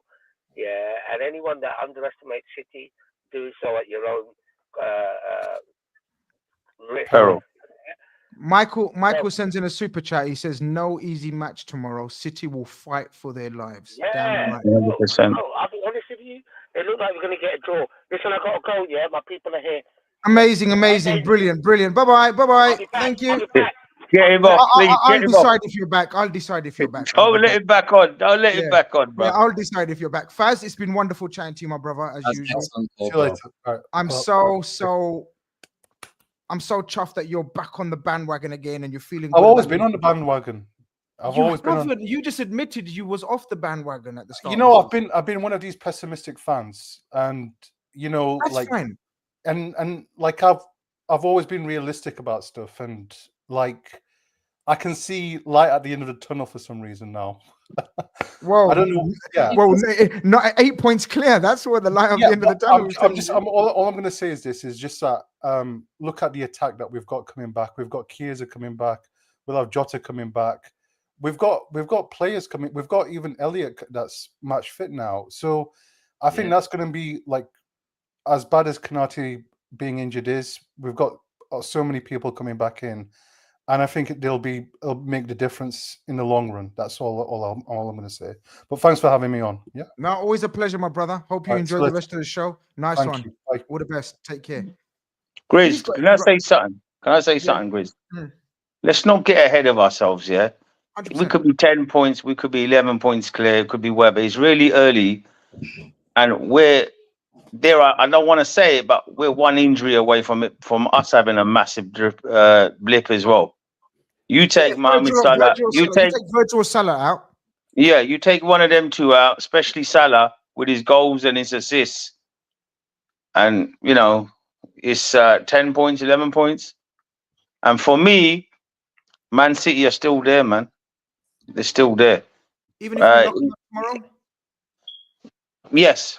Of course, they're still there. The way I look at it is, by us saying Man City are not there anymore means that we don't think Pep Guardiola is going to be able to find a recipe for all their solutions, all their problems. I can't doubt that Pep will sort it out. He'll figure out a way to like combat all the issues that they've got. The way I agree, Mohammed. I agree with you, but it will be too long before they're able to mount a sustainable winning streak to get back after 11 points. I agree with you. He will eventually, but this team.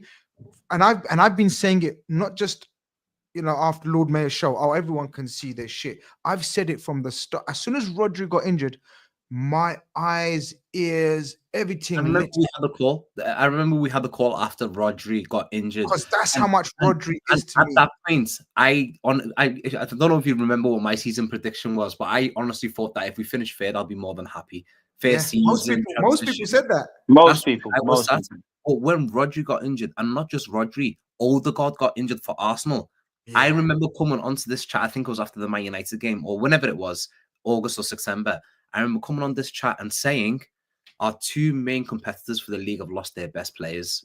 We've got a huge opportunity here. And now you can see the difference Odegaard makes to that Arsenal team. If they didn't have Odegaard, I would not even consider them a threat. Like, that's how highly I rate Odegaard.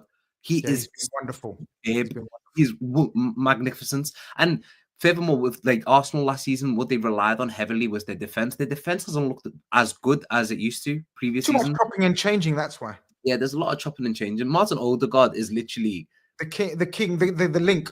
Yeah, he's the link, the glue. He's everything to that Arsenal team. So I consider them a huge threat. But at the same time, I consider Pep Guardiola a huge threat. I think that he will eventually get this sorted. It's just a matter of when he gets it sorted. Really, I hope and pray. I want us to be 15 points clear by the time he clicks on. Do you get it? And then we have to lose, or we have to have 5 adverse results. Yes. Do you get it? And that, inshallah, that we can't see happening, man. Grizz, what's everyone thinking about Robinson, man? I'm a bit worried about Robinson's form, man. He's with his couple of penalties he's giving away, and he just don't seem the player that he was to me. Mohammed? Obviously, we've seen a little bit of a decline with Robertson. He's not the Robertson that we've known of the past. But I think it's a 2-part thing with Robertson. First one, I think the role of the left back and the right back under the Arne Slot team is very different to Jurgen Klopp. I think Andy Robertson is now 30 years old and he's learning how to play in a different way, more of a defense, more reserved. The reason why we love Andy Robertson is that he used to bomb down that left wing. He used to be up and down, energetic, like a Duracell battery. He doesn't stop. We don't see that anymore. Arne Slot wants his fullbacks to be more reserved and go forwards when the opportunity presents itself. So that's one thing. He's learning this role. We need to factor that in. The penalties, I think obviously the Southampton one, was it really his fault? It was Virgil pushing out, trying to dribble with the ball like he's Prime Matip. I don't really see Virgil do that too often. He loses the ball, and it's debatable whether it was actually a penalty. And even the one he gave away against Lucas Vazquez, yeah, he did clip him on the toe, but why was Vazquez in all that much space? It was very similar to the goal Fernandez scored against Southampton, the way that all our players got attracted to the ball on that side. And then it just left Robertson isolated by himself with Vazquez. And Vazquez, although he plays right back, he's not traditionally a right back. He's a winger. He's an attacking player. So, okay, he got done there. I think eventually in the summer, especially, left back is a position that we do need to upgrade. I don't think Shimikas is at that level, and I don't think Robertson is at that level. And furthermore, he's 30, he's 10, 31. Eventually, we have to rotate. But I think the stick that Robbo is getting is a little bit unwarranted. I think he hasn't been awful. He hasn't been dreadful. I think, what game was it that we played before the international break? Was it Villa? And he was superb. He played brilliant. My summary of Robertson is, of course, we need a younger left back now. That goes without saying. I think Robertson's aim should be to play 1 game a week. I don't think he's capable of playing 2-3 games a week. If he just plays 1 game a week, just focuses on 1 game a week, I think he could be fine. I'm not saying he's the long-term answer still. He's not. Hence, we're looking at Kerkez and Nori and Robinson of Fulham. But guys, we could talk between ourselves all long. We need to bring on those names that you named. I don't know whether I would want any of them. Just putting it out come there. on. I'm just putting it out there. No, Kerkez is a monster, he's a little machine, man. Kerkez is good. Nori is good. Robinson's good. If I had to pick out of the 3, for me personally, it would be Kerkez. But even still, I wouldn't want none of those 3. Wow. Okay. Can we save that for the transfer show? All right. Yeah. Okay. We've got so many people waiting to come in. Order, and I've got some good callers lined up. I recognize quite a few of them. But I think Caleb is next. I hope I've said his name right, and I think he's making his debut. Okay, you're nodding, so I have said your name completely wrong. Forgive me. How do you say your name? Caleb.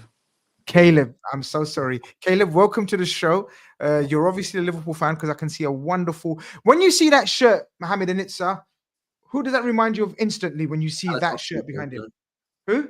Alex Oxlade-Chamberlain, and I don't know why. Against City? Yeah. It just reminds me of Chamberlain. I think actually. To me, it reminds me of Lovren straight away. What, Wembley? I don't know, just Lovren. I don't know why, and I don't even rate him. It just reminds me of Lovren. Some people are saying Salah and Mane. Yeah, that's obvious, yeah. But Lovren from... But talk to us, brother. How you doing? How you feeling? I'm having a great weekend. Yeah. Brilliant.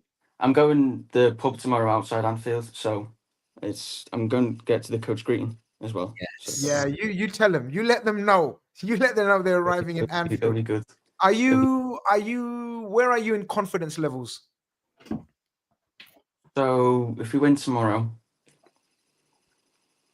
I feel deep breath time. I don't know. You see, because I don't. Do you want us to win? Do you want us to run away with it, or do you want us to have a bit of a battle before last game? What kind of question is that? Why do you I want don't a know. battle? Because the Go on. adrenaline you get each weekend. I don't know. I don't listen. How old are you? How old are you? I'm 17. I'm 17. This is the problem. You're 17 and you're full of adrenaline and energy, and you want that. I've seen stressful season upon season upon season upon season. I Yeah, can't fair. take anymore. Caleb, Fair I enough, can't fair. take anymore. I am going to pass out if we have another season and upon season that you want to see a challenge. I don't know. I'm not going to speak for Mohammed and Itza. I want us to walk away with it. But go on. I like your thinking. You want us to tease and sort of keep everyone thinking that they're going to win it, but then we just win it, kind of like. Caleb runs the farmer. I really love us to give them a little bit and then just take it away from them. Why? Put the hopes up, and then shatter them. Put your hopes up. Bro, He's I young, think you're a he's bit just- sick, bro, to be honest, bro. I'd love to win it straight out. My dad watched Arsenal win the league at Anfield, and he had tonsillitis. Oh, He went to every home game, every away game that season. oh. The See what I mean? And you want to go through that? last game of the season, he had tonsillitis, so he missed it. And we lost. And really, yeah. But you want to go through that? No, I wouldn't. But yeah, I'm really looking forward to tomorrow. I'm going to be seeing Steve before the game. Okay. Yeah. We've got a little bit of arrangements, but I can't wait. Well, tell him Grizz said hi. Yeah. We're gonna be. By the way, people, we're gonna be doing the watch along from Mob, obviously match day official bureau. You know what I mean? You guys already don't know, get to know. You sold your tickets for the game, didn't you? For me? Yeah. No, man, I didn't sell my tickets. I gave my tickets to my cousins Okay. because I got to work on. I got to work on match days, man. Unfortunately, when the big six play each other, I'm contracted to work. We have to do our watch along. But you're going and you're gonna watch and so we need a prediction before we keep it moving. We need a prediction from you then, because from what you're saying, you want a 6-5 tomorrow. Would you prefer a full-on dropping or 1-0 last minute? Okay, this guy's mad. This guy's mad. Life to live life with the Caleb, edge. you're mad. I'm just asking the question because Go on. I think I'll 1-0 last minute. I'll take it if that's what's on offer. That's the only thing that's on offer. But if we could smash them 7-0 tomorrow, give me that as well. As H says, big up H in the building. He says, "Run away with it, man. We've suffered too much over the years, man. Run away with it." You know what? I think people are agreeing with you. 1 minute last win. You know, just win. What would you want the score to be if it was a 1 minute last minute? Oh, if it's a 1 minute last winner, that's Mohamed Salah. Actually, no. Actually, no. What about Joe Gomez? Joe Gomez. Joe Gomez making a comeback and scoring his first ever goal for Liverpool. You know what I mean? After the Konate injury as well. Oh, yeah, exactly. After the Konate injury. Yeah. But Caleb, I hope that we smash them to bits. I hope we run away with this. I hope none of your ideas. You like the easy life, do you? The easy life, nice, calm. Caleb, I've had look at the state of me. Look at the state of me. This is what happens when you have a hard life. I don't need another season of hardship. I want to run away with it and make it light as work as possible. But I get where you're coming from. When I was 17, I was like you. You understand? So big up yourself. Thank you for calling in. You've given us something to think about and ponder. But yeah, enjoy tomorrow as well, lads. Sing it out tomorrow. Sing your heart out. And make sure the coach. I'm going to the pub, not the game. I'm going to the coach greeting beforehand. Okay, fair enough. Sing it out at that coach greeting. Oh, I'm gonna try and get there as well. I'm gonna try and nick someone's flare and just put it up. Yeah, man. Flares is fine, but no bottle business, please. All right. Yes. We don't want the. I mean, exactly. Pep Guardiola is having to scratch his own health. Exactly. We don't want any more. The thing is, by the way, about the bus greeting thing, last season when we played them in the league, and obviously McAllister should have got the penalty. I went to that game and they took a diversion with the bus. Everyone was waiting outside that pub. Is it Tiggy's bar? Everyone was waiting outside there. They took a diversion. They'll probably do the same. We did that at Old Trafford one year. Yeah. Yeah. Caleb, look after yourself, my little buddy. And hopefully next week you call in and tell us about the 4-1 drubbing as opposed to a last minute winner. All right. See you soon. Take care. Take care. Yeah, young Caleb's mad. I don't want no fight. He's mad. He's bad, bruv. Yeah, Caleb was mad, man. He wants to. We need to run away with it, mate. I want to smoke teams left, right, and center. It's a Liverpool thing. We never have it the easy way. Always something happens. Even the season we won it. Look at now. We're just smooth. Everything's fine, and our best defender is out for 5-6 weeks. Like that's mental. Out of nothing. We can never ever have it easy. It's always the long way with Liverpool. 1920 we did. 1920 we did. But then even COVID came along. That's what I'm saying. Always something happens to us. COVID happened that season. Mm-hmm. The season we won the Champions League, we lost the league by a point. Do you know what I mean? It just there's always something. So that's what he means. He wants the adrenaline of that. I know, but I'm sick of it, man. I've witnessed too much nonsense. Faheem, it's your brother's back in the. You want him back in the building or not? He's waving at us and stuff. Let him in, bruv. Let him in, man. He's gonna get angry and not talk to us for a year if we don't let him in. You know what I mean? Yeah, maybe you calm down. Maybe you talk some sense. Yeah. Can you calm down, please? Yeah, please. When other people are on. Oh, look at it. No, he's got his glasses on, bruv. We're in trouble now, bruv. All right, listen. We've got the next caller in. Where's he gone? Jeez. Manveed was here. I don't want him to lose his place, man, because he's been waiting ages.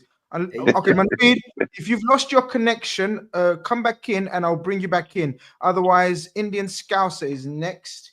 Indian Scouser, have you got your camera? If not, no problem, because I know him anyway. It's fine. You don't need a camera. He's got his camera anyway. Big up Indian Scouser, my brother. Long time. Yes, big up to you, Grizz, and big up to everyone on the panel. It's my first time. I think it's time to do the rest of the guys here, but yeah, I mean, this will be an experience you will never forget, my brother. You got the two Donnies from Luton in the building, and you've got the Somali Scouser. This is an experience of a lifetime. Yo, the Indian Scouts sound like him from US of A, bro. Yo, Scouts, where you from, man? Explain. Can you give me your background history? Because Uncle. So I'm Indian, but I'm born and raised in Bangkok. So right now it's 4:40 in the morning, almost 5 a.m. What time's the match going to be tomorrow? Yeah, Bangkok. So tomorrow the game is at 11 p.m. So I'm sure it's 4 p.m. in the UK. Oh, that's okay. Well, what time? Do you ever watch matches when it's like 3 a.m., 4 a.m.? I never missed a single game. I don't remember the last time I missed a whole game because we played 3 on Champions League or midweek or even Carabao Cups. It's like 3 a.m. So it ends at 5. And then I watch Grizz. I watch all these guys, and I sleep by 6 in the morning. So it's a normal thing for me by now. Salute to you, bro. Salute to you. That's what you call. That's what you call dedication. And then you got man like Faheem who just wants to cuss every player. Doesn't watch any of the games. Hasn't been watching it for 12 months. You ain't watched. No, we're not. We're gonna save that because Indian Scouser is come on to make a call, and I want to hear his points. So just relax. Yeah. Yeah. So firstly, I want to. Oh, don't worry. Well, let me just mute him 1 second. Yeah, go on. Sorry, go on. So firstly, I want to big up everyone on the panel, and obviously our comments and callers so far, and then the ones coming on. We're all part of the same family. Fans, if you're a rival fan, we have balls, and that's the main thing in here. So I mean, everything it's about tomorrow, and as you can see, the shirt behind me, it's a big loss, and I agree with a couple of guys who want Joey G to start ahead of Kwanzaa. If I'm not wrong, I think for some reason why I always picture Konate missing this game, and for Gomez always turns up in these big games against Man City at Anfield. 2 seasons ago where Gomez played 1-0 Salah when he, when Cancelo had a flop game that day. Like Salah scored the 1-1, game 1-0. I think Gomez played that game, if I'm not wrong. So yeah, he did. So for some reason, I think Konate is missing these games. There's no Trent as well, but I'm glad that he's back. He's back for tomorrow. I think even Slot even said he's fit for tomorrow's game. And I think one caller, he said he would rather play Kwanzaa with Gomez right back. But then for me, all out tomorrow. I know it's risky to play from the start, but as you said, Grizz, like all it takes is he can have a poor game, but with that one killer pass, he can just put to Salah's feet or to Nunes or Diaz, who was playing up front, and we can just game just like that. It could be 0-0 the whole until the stoppage time, and Trent just amazing ball like always does. So I think you have to play Trent in these big games. I know you expect him to be at his best right away, but like I just trust in him. And the fact that Gomez isn't good every time he comes in at right back, and like you said, he hasn't start at back. I mean, at our back, or he come in as a right back. He's been amazing this season, but to put him start at right back. Who'll for City on the left? I think probably Jack Grealish. Like, I want Gomez to play center back because amazing. And Kwanzaa, yes. Sorry, who's the brother? In the middle. I think he said. Mohammed. Sorry. He said. Gomez. He's been. I mean, Kwanzaa. He's been brilliant. Even in the Brighton game. Apart from his 2 mistakes, I could call any other thing. Like I was there at Old Trafford last season, where he just gave the ball away to Bruno. Apart from that, again, he's always been like good beside Virgil. So, but I wouldn't throw him in such a big game. So yes, I'd Joey G, who's been a great every single time he comes, and Trent at right back. Well, I'm gonna have to stop you because people are saying you're actually speaking so much facts. You're saying it twice because. There's an echo. Try to come in and try to come out again. Hopefully it fixes it. But I did try to persevere because you're one of my favorite people in my whole community. So okay. It's very difficult to make out what you're saying because it's very echoey. Yeah. Try to come in, come out again. But Okay, people loved what you said. All right. Try that. Yeah. He goes, brother, spitting so much facts. You know what I mean? He's saying it twice. I love that. While we wait for him to come back in, let's bring in Joshua, who's been waiting as well for a little while, and see what Josh has got to say. Joshua, what are you saying, my brother? You okay? I'm good, man. How are you guys? Everybody good? Bro. We're good, bro. We're calm. We're good. I think we're calm. Calm before the storm. Listen, tomorrow is gonna be a challenge, man. It's gonna be a challenge. But listen, I was listening to you guys earlier, and you were saying that it's maybe not a must win. Tomorrow is a must win. There's no two ways about it.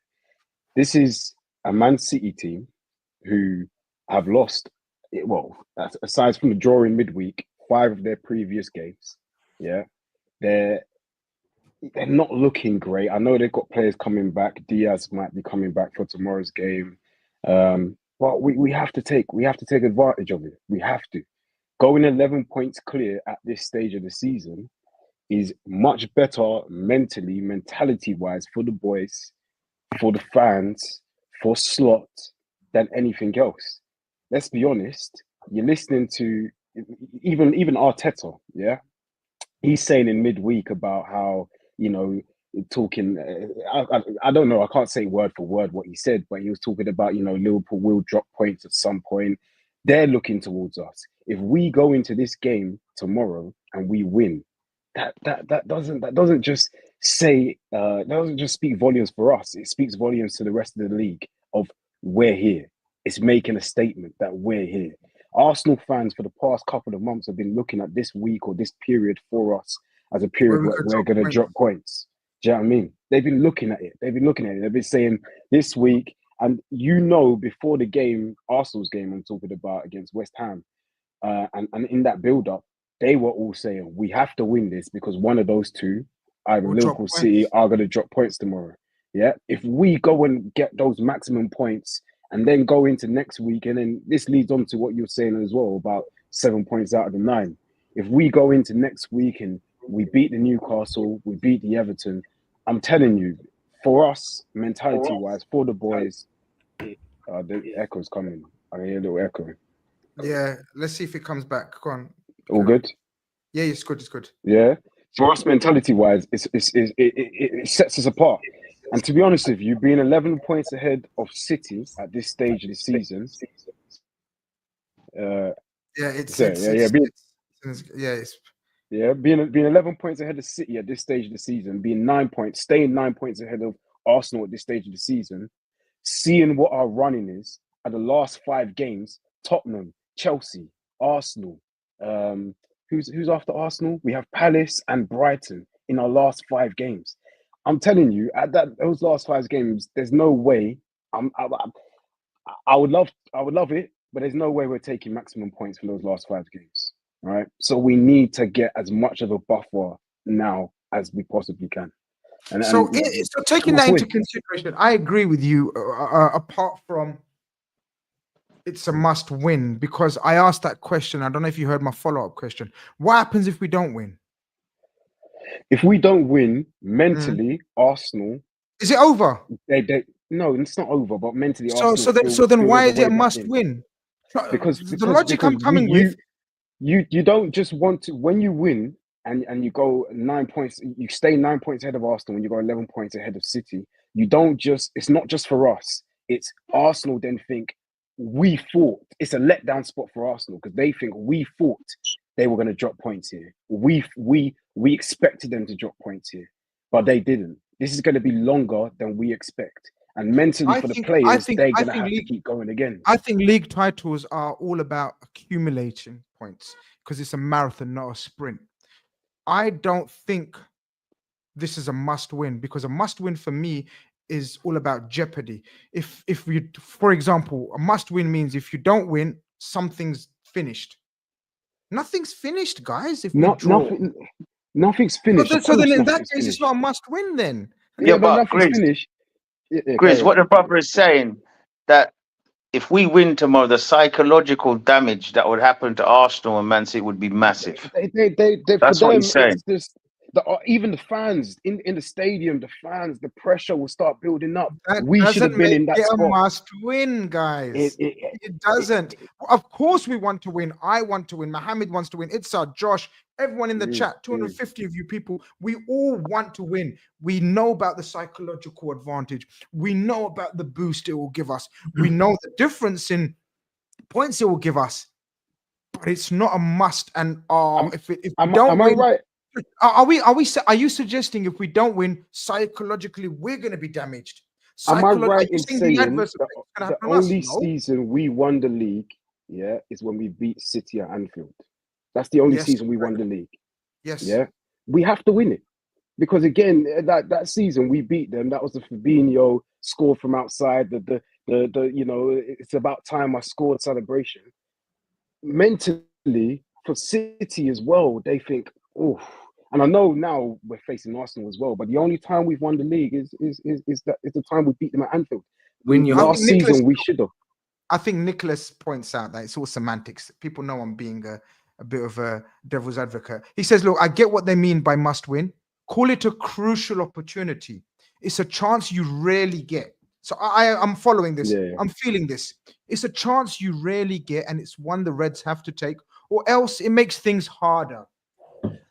For me, in my perspective, if I can quickly just jump in here. Yeah, of course, man. Let's exclude the fact that we're 9 points ahead of Manchester City and potentially 8 points if we win tomorrow. 8 points, 11 points ahead of Man City and 9 points ahead of Arsenal. I'm forgetting the numbers. Let's just say it was a lot tighter. Regardless, you win your home games. And in the title race, I've always viewed it, win your home game. And if you get a point away from home, it's fine. Yeah.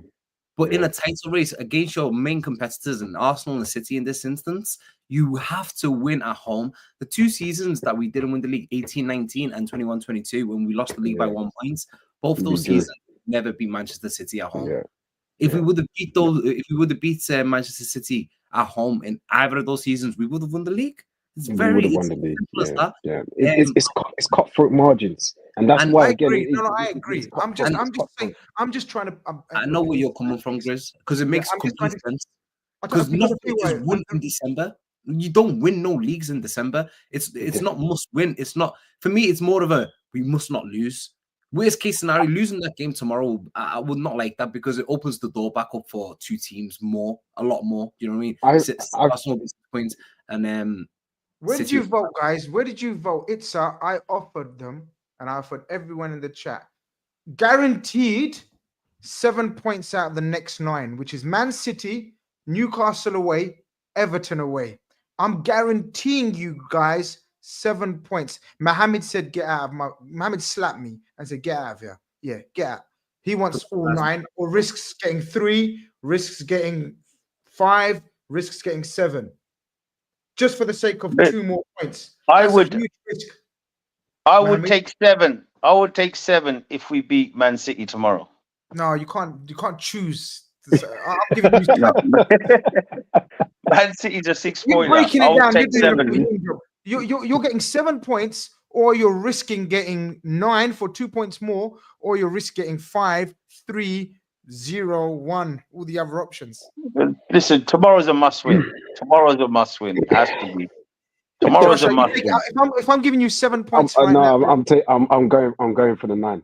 I honestly believe this week, like everybody said last week was the most pivotal with the Real Madrid. No. It's this.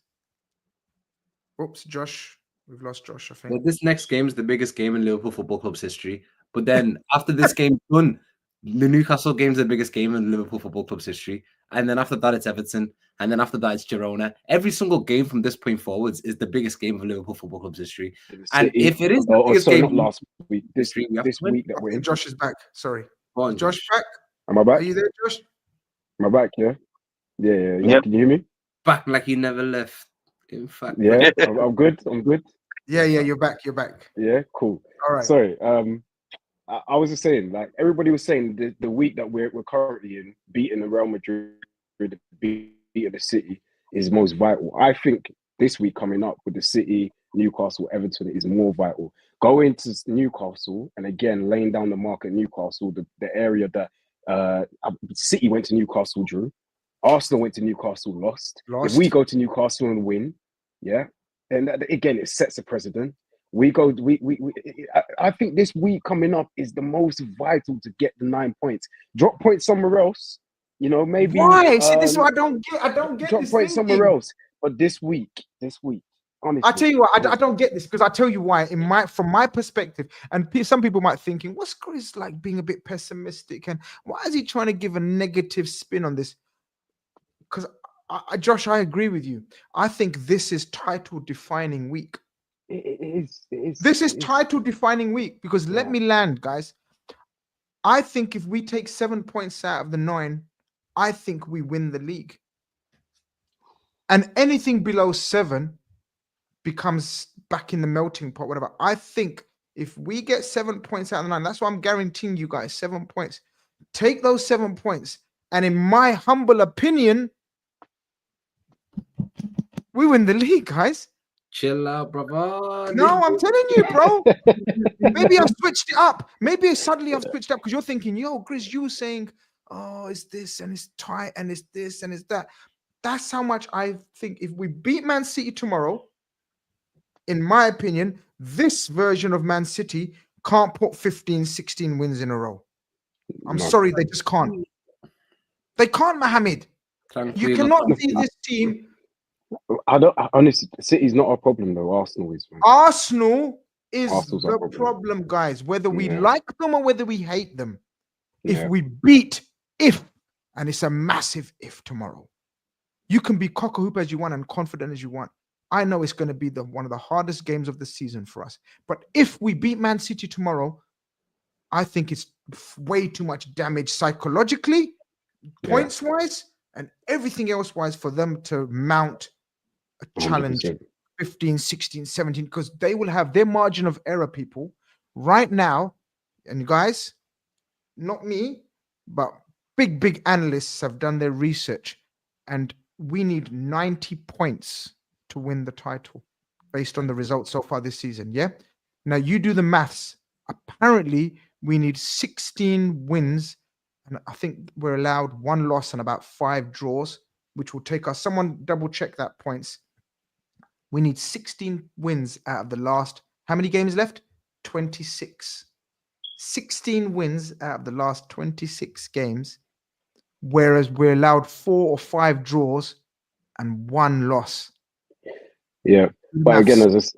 as I said to you, that last 5 games, Tottenham, Chelsea, Arsenal, Brighton, Crystal Palace, that right there scares me. Squeaky bum time, and I you want as much as a buffer before that, and I hear that it scares me because everybody's going to be fighting for their bits at the end of the season. You know, Chelsea potentially fighting for top 4, Arsenal fighting for the league, Tottenham fighting for top 4, where Brighton are fighting for who knows. Hopefully, only Palace is the last game of the season. But then you always have that at the back of the mind, Christian Ball in the back of your mind. So you there's always the thinking there. But H makes a very good point. He goes, Brother Grizz, I think these 3 games are the most important for now. The reason being is because with the injury news to Konate, it will reassure and reaffirm the confidence that we can do it with our squad players. That's a great point. Yeah. That's a Massive week for Gomez. Massive week for Gomez. We've seen him handle the Anfield City week. test before. I agree with you. But it's a massive week. And again, this is another thing I was going to touch on because I think it was Cam who was saying about Konza being ahead of or starting the centre back. No, it's definitely Gomez. Gomez is his time to step up. I've wanted to see him get some game time. But he wanted Gomez at right back because he doesn't think Trent's fully match sharp fit. Yes, I agree. Sorry. All good. Now, yes, I agree, but I feel like this is something Trent will get himself up for the City game, and he'll want to be there for the City game. And I know he's not match fit. I know he's not 100% match fit, but these are the type of games that Trent wants to play. You need a and Trent. He want to push himself in. Do you know what I mean? So I feel like this is perfect for him. Yeah, got the loud buzz in there.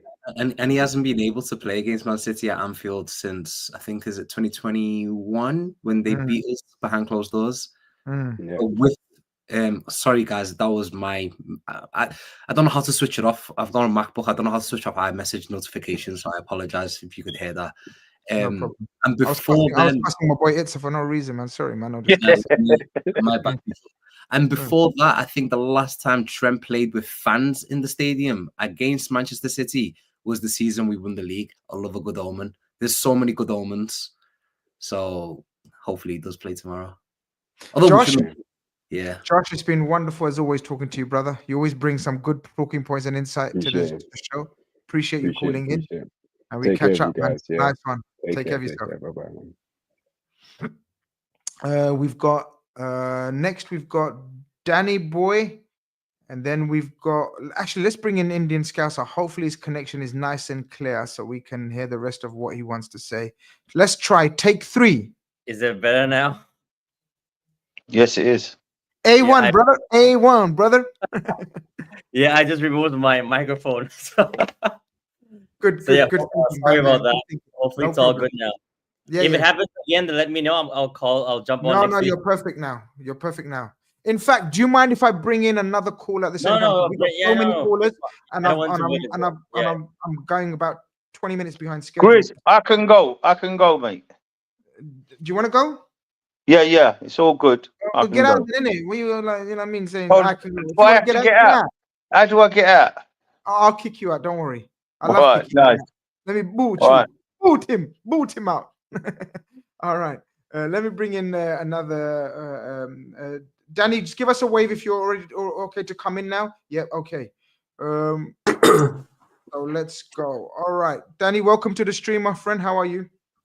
Yeah, I'm good, thank you. Thanks for having me. Hello, everybody. No problem at all. But let's finish off with what Indian Scouser was saying. What the points that he was making. We could hear you, but it was repeating and echoing, so it was a bit confusing. But so let's go on, talk to us. Yeah. So obviously, I was talking about the game tomorrow. Yeah. About especially at the back, because I mean that the whole debate's about at the back. I'm pretty sure in the midfield, we're all gonna agree with Granberg and McAllister. It's about Curtis and Sobo. Some would say drop Mac as well, but then as Grizz, you said, he's been playing well for a game and a half.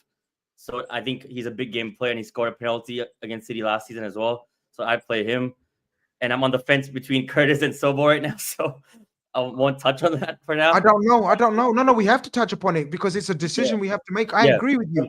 I'm not sure what to do either because, as you said, if you asked me 2 weeks ago, I would have said allow McAllister. He's so out of form. He was playing so bad. But the last 2 games, and he's our World Cup winner. He's our big match, big temperament, cool cat. I can't drop him tomorrow. Mohammed, you're mute. I wasn't saying anything. I was just singing McAllister's song. It's just stuck in my head. Oh, McAllister. I think the way we win this game is just for that we can't drop him. But Danny, what's your opinion on the talking point that Indian Scousers raised about he thinks McAllister and Gravenberch are certainties? And then the choice is Curtis Jones or Szoboszlai. Are you in the same thinking? Yeah, I think. Look, I think City's midfield is, well, we all know where it's sitting right now. So either or of those combinations is gonna do the job. Yeah, I think we're gonna go there and beat City. You know, I'm not making any two ways about it. We're gonna go there, we're gonna deal with them, you know, and I'm familiar with all the PTSD and all that, but this time it's different. The only way we get done here is if the old VAR or the referees get involved.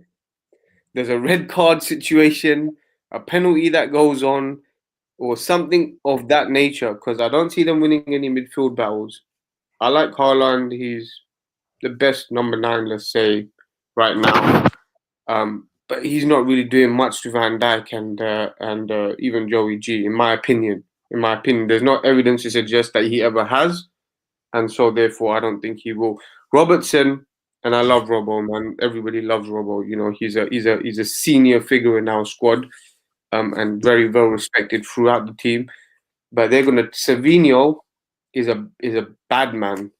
People don't understand that if Savinho becomes a player he should be, he can hurt anyone in his day. So we got to lock him down, and we got to make sure that Robbo is not doing that stuff that, you know, the less said, the better. You know, stepping on people's toes and all this sort of business, forgetting man running behind him and start looking left and right and all this business. You know what I'm trying to say? So I don't think we've got no problems. I think we go there and do the business. We've talked about our midfield, and I'm really struggling to think of what Man City's midfield will be. What do you guys think? What do you think Pep will do? Who do you reckon will play in midfield? For a little bit of context, he played Rico Lewis and Gundogan in midfield last week against Tottenham. Yeah. Do you think he runs that back at Anfield, or what?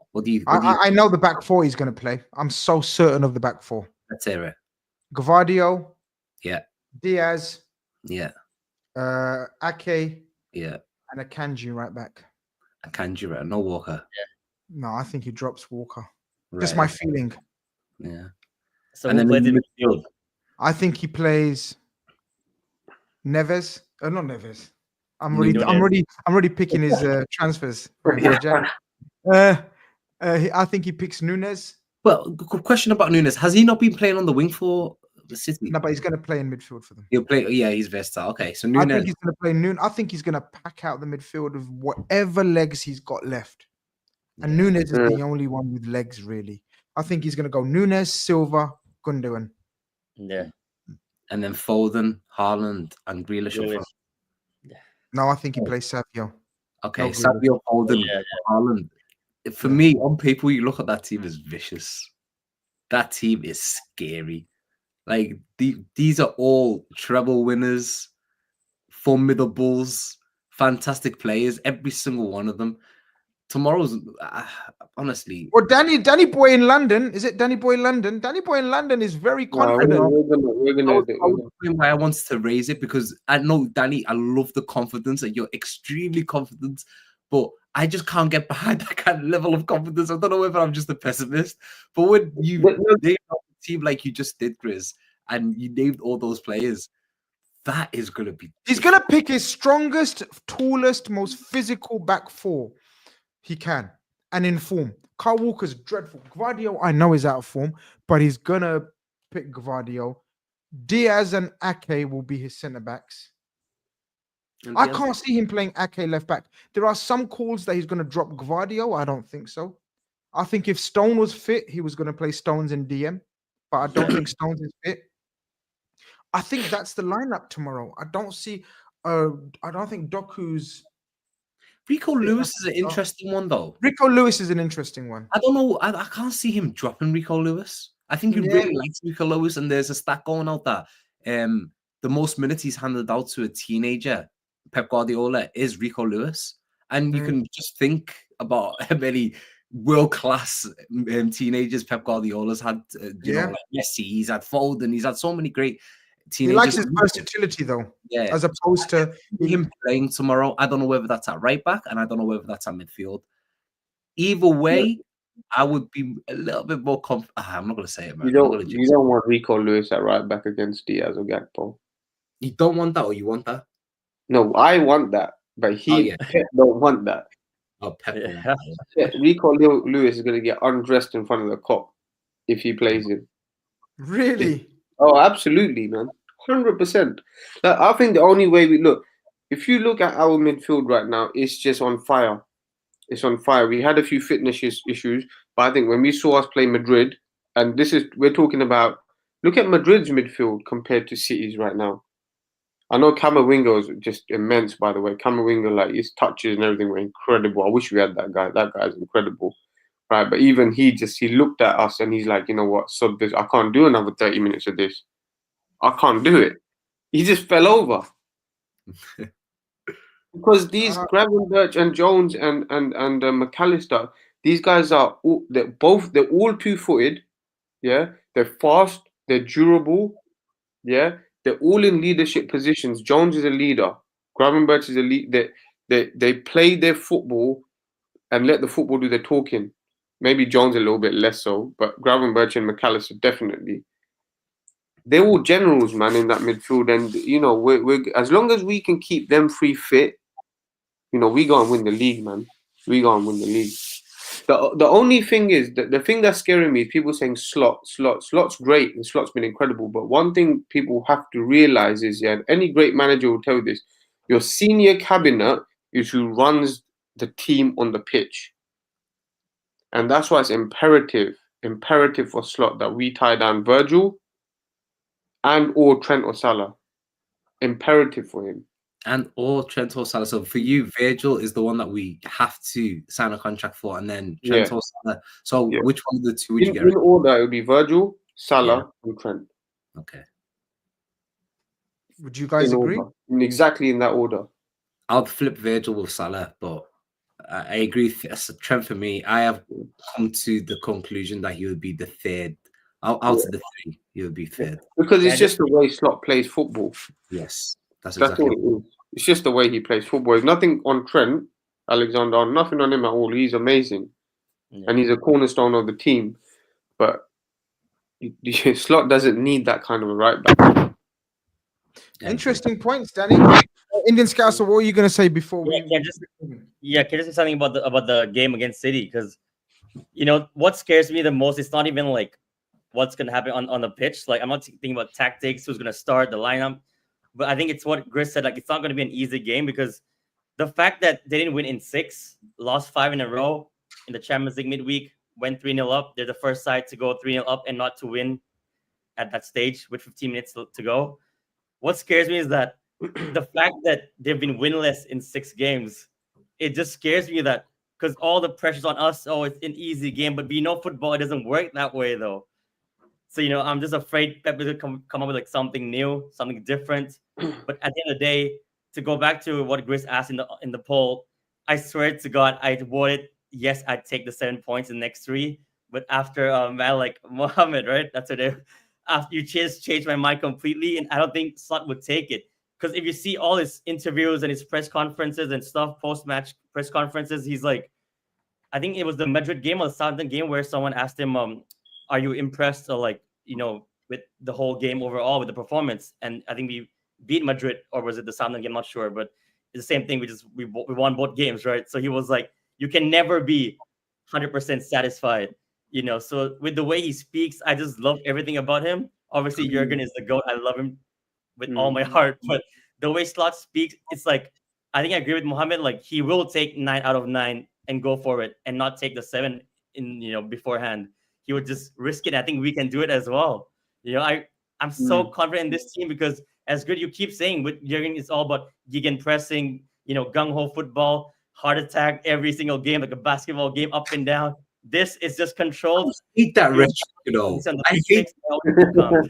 Can I just say I hate that rhetoric about Jurgen Klopp, 100 miles per hour, heart attack football. That was only over the last year or two when he was bleeding into a new team. Jurgen Klopp, the season we won the league in 1920, there was a lot of games that we won where it was very controlled.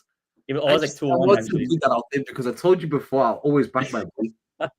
Anytime I hear anything that could be even the slightest bit of slander, I bring out my boy's face. Look, I agree with you guys. I don't, but where I disagree is I think Slot would take the 7 points out of 9. Because even the Merseyside game, I think it's an early kickoff. So you're talking Sunday. You're talking Champions League Wednesday, Real Madrid. You're talking Sunday, the best team in the world on a Wednesday, the best team in the Premier League on a Sunday, one of the hardest, intimidating atmospheres away 3 days later in midweek, and our most fit neighbors away at 12:30. Are you guys deeping these 4 games in 7 days? Like, do you guys 10 days? 10 days? Do you guys? I'm scared of the Everton game. Look at the way I've explained it, guys, and I'd like to think I make people reflect and think. The best team in the world on a Wednesday, the best team in the Premier League, and the greatest coach on a Sunday. One of the most intimidating away atmospheres on a Wednesday under the lights in St. James Park, and then our rivals, our noisy, irritating neighbors that always raise you at Goodison Park. 12:30 on a Saturday, and you guys are not taking 7 points out of 9. I'm taking 7. I am, yeah. Oh, Danny's on my favorite. I'm taking 7. Let me check the voting. Let me check the votes. Even the other day before we did the Real Madrid game, I wanted us to win that game, and I won. 55% have said no. 45% are taking it. 55% are not. Condition. From my perspective, with these next, let me include the Real Madrid games. Those 4 games for me, Real Madrid we had to win. We needed that momentum. Look at us all smiling right now, so confident and being in this Man City game. This Man City game, they're our biggest rivals. Arsenal are amazing or whatever, but Man City, the reigning champions. They've won it 4 times in a row. They've won a treble recently. Keep going. I need to take this call. Yeah, go on. Beating Manchester City would be stupendously sensational. So for me, it's a must-win game. The next one against Newcastle. Yes, it's a very difficult away fixture. That's a hard game. You have in the Premier League. And what makes it even more difficult for us is it's going to be under the lights. It's going to be a late kickoff on a Wednesday. But they don't have no Alexander Isak. They don't have that striker now. He's going down injured. How can you? I can't sit there and say that we have to win that game for me. Like, winning that game just means everything. So beat them. And then finally, it's the final Merseyside derby at Goodison Park. The final one. Do we want to go out that game with a point? Do we want to go out that game with a loss? Where the Everton fans have inflicted a little bit of a dent into our title race? No. I just don't lose. They did that to us last season and it completely deflated us. Yeah. Like, it literally deflated us. You have Everton they start chanting, "You lost the league at Goodison Park." Yeah, exactly. You have Everton fans running around screaming in your face. Every single 4, when you group them in 4, if you didn't give me the names and you told me right now, if you gave me those 3 games and you never told me the names and you said to me 7 out of 9 points, any other day of the week I would take it. Any other day of the week. For example, our next 3, I think it's Fulham, Leicester, and someone else. Those 3, if you said to me, take 7 out of 9, I can look at it individually and think to myself, okay, maybe I could. But these next 3, I don't know where I will drop points. So therefore, that's why I want to take 9 out of 9. That's just okay. Time out. Danny, Indian Scouser, amazing calls. Thank you very much for calling in. And let's hope and pray everything goes good for the rest of the day. Speak soon, guys. Thank you for having me on. Thank you. No problem at all, my friend. Take care. Great calls. Look, guys, there's about 7 of you in the chat. I don't think I'm going to have time for everyone. I'm so sorry. It's been a wicked show. Proper enjoyed it. Suj is next. Then I've got Liverpool's Fugazi. Then I've got Millionaire. And then I've got AK4P. They're provisional. I don't think I'm going to have time for all 4. I'm just saying they're the next 4 in waiting. Let's bring in Suj. By the way, as well, we need to start asking people what their score predictions are. I think that's been we missed out on that. But everyone seems confident. I think the confidence. Do you know what it is, Mohammed? Everybody's very confident. I don't like it when we're so confident. It doesn't mean F4 like to the teams and whatever, blah blah blah. But I don't like it when we're so confident against such a mighty team. Because, bro, you're a Liverpool fan. When things go too well, there's something's wrong. Something's gonna happen. You just got that feeling like something's gonna go wrong. But we need to get our score predictions in from everyone. I just want to get more of a sense of a feel. How where's everyone feeling? Because in my mind, I know what I'm gonna go for. And yeah, I don't know. You gave it yesterday, didn't you give it the other day? I can't remember. I don't think so. I'll drop it now to you, but I think it's gonna be another 2-0. Very, very similar performance against Real Madrid. I'll take that all day long, broski. It's going to be 2-0. It's going to be the first half. You're going to see control. You're going to see us with the momentum, with the possession. You're going to see a lot of tempo on our half, our midfield, just laying the smackdown on Man City's midfield. I'm saying, so why are you getting so confident? So you was telling other people like we're gonna be like now you're getting so confident. I'm just because if I don't know what's wrong with me, man. One part of me is like, do you know what I mean? But no, this is what I genuinely think. I think first half is going to be very controlled. We're going to control the tempo. We're going to relax with the ball. They're going to be chasing shadows. We're just going to ping it around with each other. And then the second half, we're just going to put it into 3rd, 4th gear, move up the gears a little bit. I feel like that's what we're going to do. It's not going to be gung-ho. It's not going to be full throttle football from the jump. It's going to be a lot more relaxed and controlled. And I think we'll get our goals in the second half. We'll get 2 goals in the second half and we'll win 2-0. We've got predictions coming in since you asked for them. 3-1, 3-1, 2-0, 5-1, 2-1. My goal scorers, by the way, 11-5. I think that's that youngster's Caleb's prediction. Probably just win. I want a 5-0, but take any win. 5-1, 3-1. Guys, what are you doing, man? I'll give you my score. You guys are making me very excited, basically. Out of my 2-0, I'll give you who's going to score for me. 3-1, 2-1, 1-1. Okay. Scary. My goals for tomorrow is going to be scored. It's going to be a brace by Mohamed Salah. I'm just Salah brace Diaz 4-0. You guys are mad. You guys are absolutely mad. Listen, let's get some callers in, man, because I'm getting tired now. I need to call it a night. I've got a long day ahead of me tomorrow. Suj is next. Suj, welcome to the stream, my brother. We're going to get an alternative opinion now because Suj is an Arsenal fan. So we're going to I thought I'll bring some perspective into this. Okay. No, okay.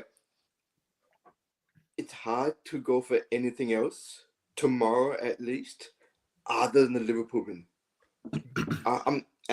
I'm saying this as a true international gooner being in Australia. It is.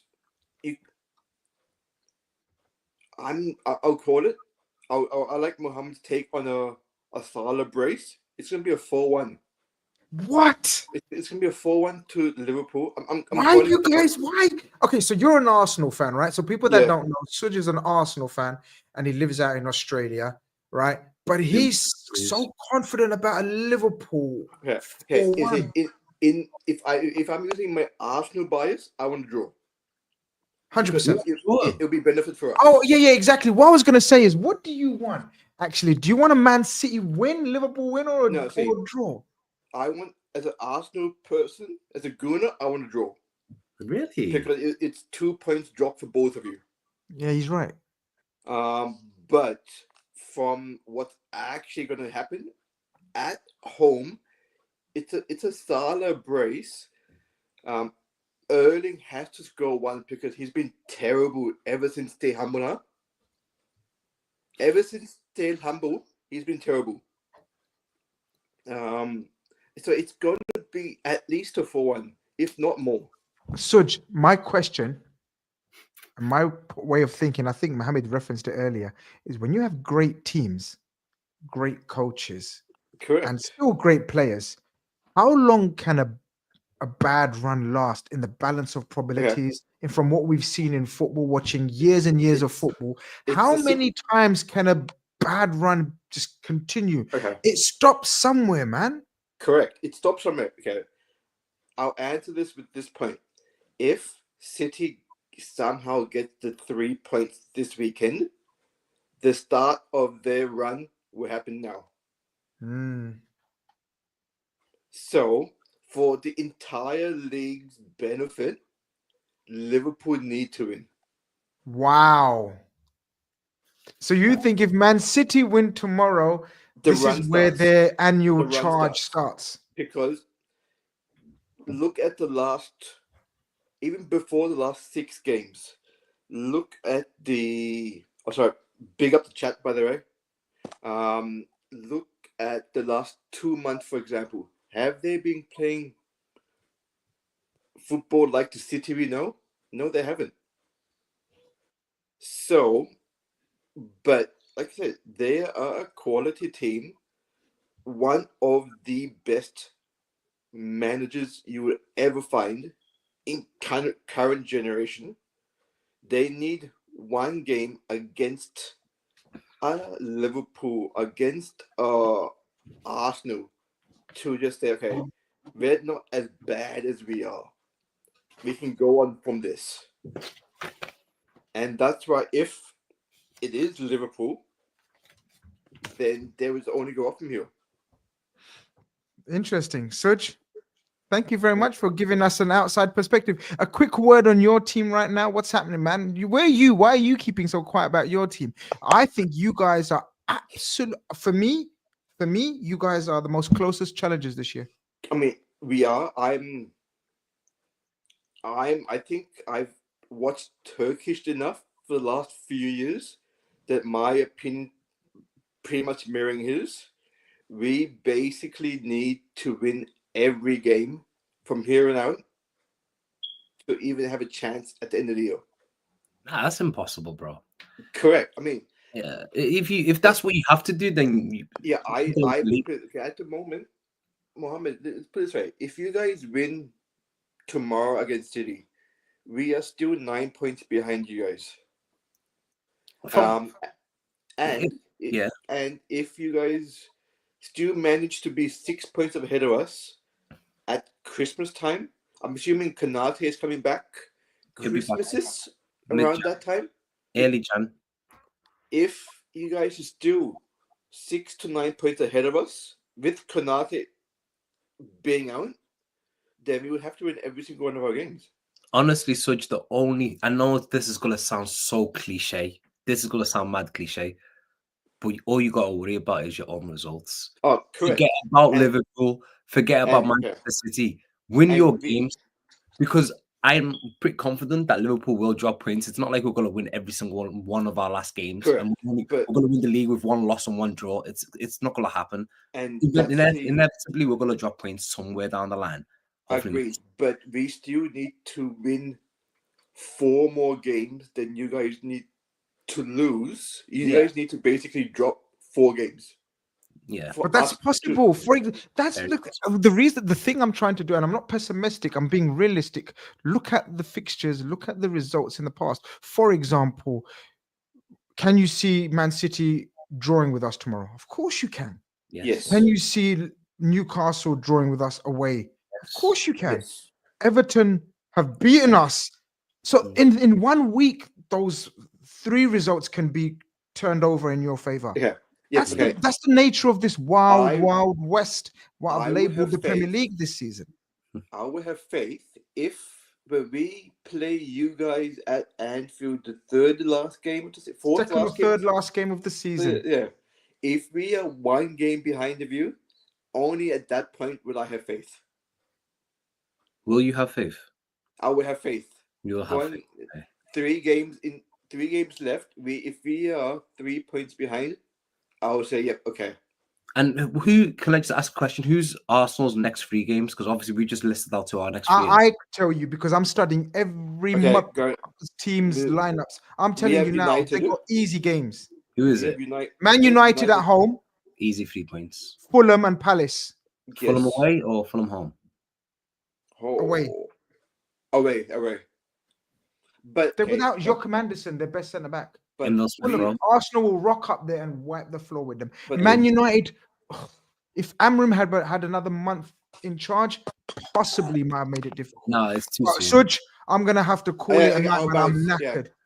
Much love. Pick up yourself, man. One last question, Suj, because I just want to ask you, as you're an Arsenal fan, if this season you guys don't win the Prem or the Champions League or any trophy, how would you feel as an Arsenal fan?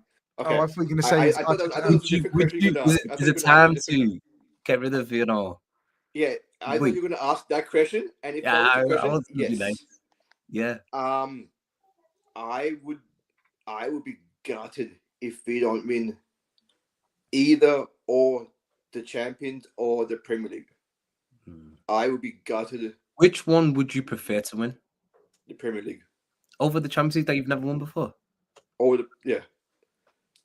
I mean, the Champions League would be nice, but to do it against over a 38-game season against the likes of United, not United, City, Liverpool, who are constant, and Champions League's always going to be a luck of the draw come the next stage. Yeah. You're not going to face Madrid or a Barca or a Bayern or. You don't have to be the best team in the world to win the Champions League. You're right. It's just basically over 2 games. But it's what makes you a big club. Correct. So but I would jump out. Love the love. Bro. Guys, I have no idea to get out. I'm going to kick you out. Don't worry. Okay. Much love. All right. Kick out Arsenal fan. I'd love that. Come on. All right. Take care. Guys, 2.5 hours, man. I'm so sorry, guys that couldn't come on. I apologize. I'll made a note and I'll get all of you guys on first next time round. I've made a note, mental note, physical note, IT note, everything note. You guys will be first on next time. It's been 2.5 hours and it's flown by. The chat has been amazing. The final poll results, Mohammed, 56%. In favor of no. Yeah. Yeah, we'll go for the 9. It's tight though. That's tight. It's true. It is tight. It starts off like 80, 70%. But yo, everyone get a good night's sleep. Wake up tomorrow morning, have your favorite breakfast. Make sure you have a cup of tea or a coffee, whichever one tickles your fancy. Sit down, watch the 1 p.m. kickoff. Whoever's on Sky, I don't know who it is. I think it's Who cares, man? I ain't watching no football, man. Just watch it, relax, breathe. Don't do that too crazy. And enjoy the game tomorrow, boys. Listen. Hopefully, this time tomorrow, we're all going to be eating. Yeah, you ain't getting me to eat yet, bro. Until we win. I'm telling you. Until we win. Until we win, yeah. But get me on. Listen, the post-match review show, get me on, bro. The first 5 minutes dedicated to you.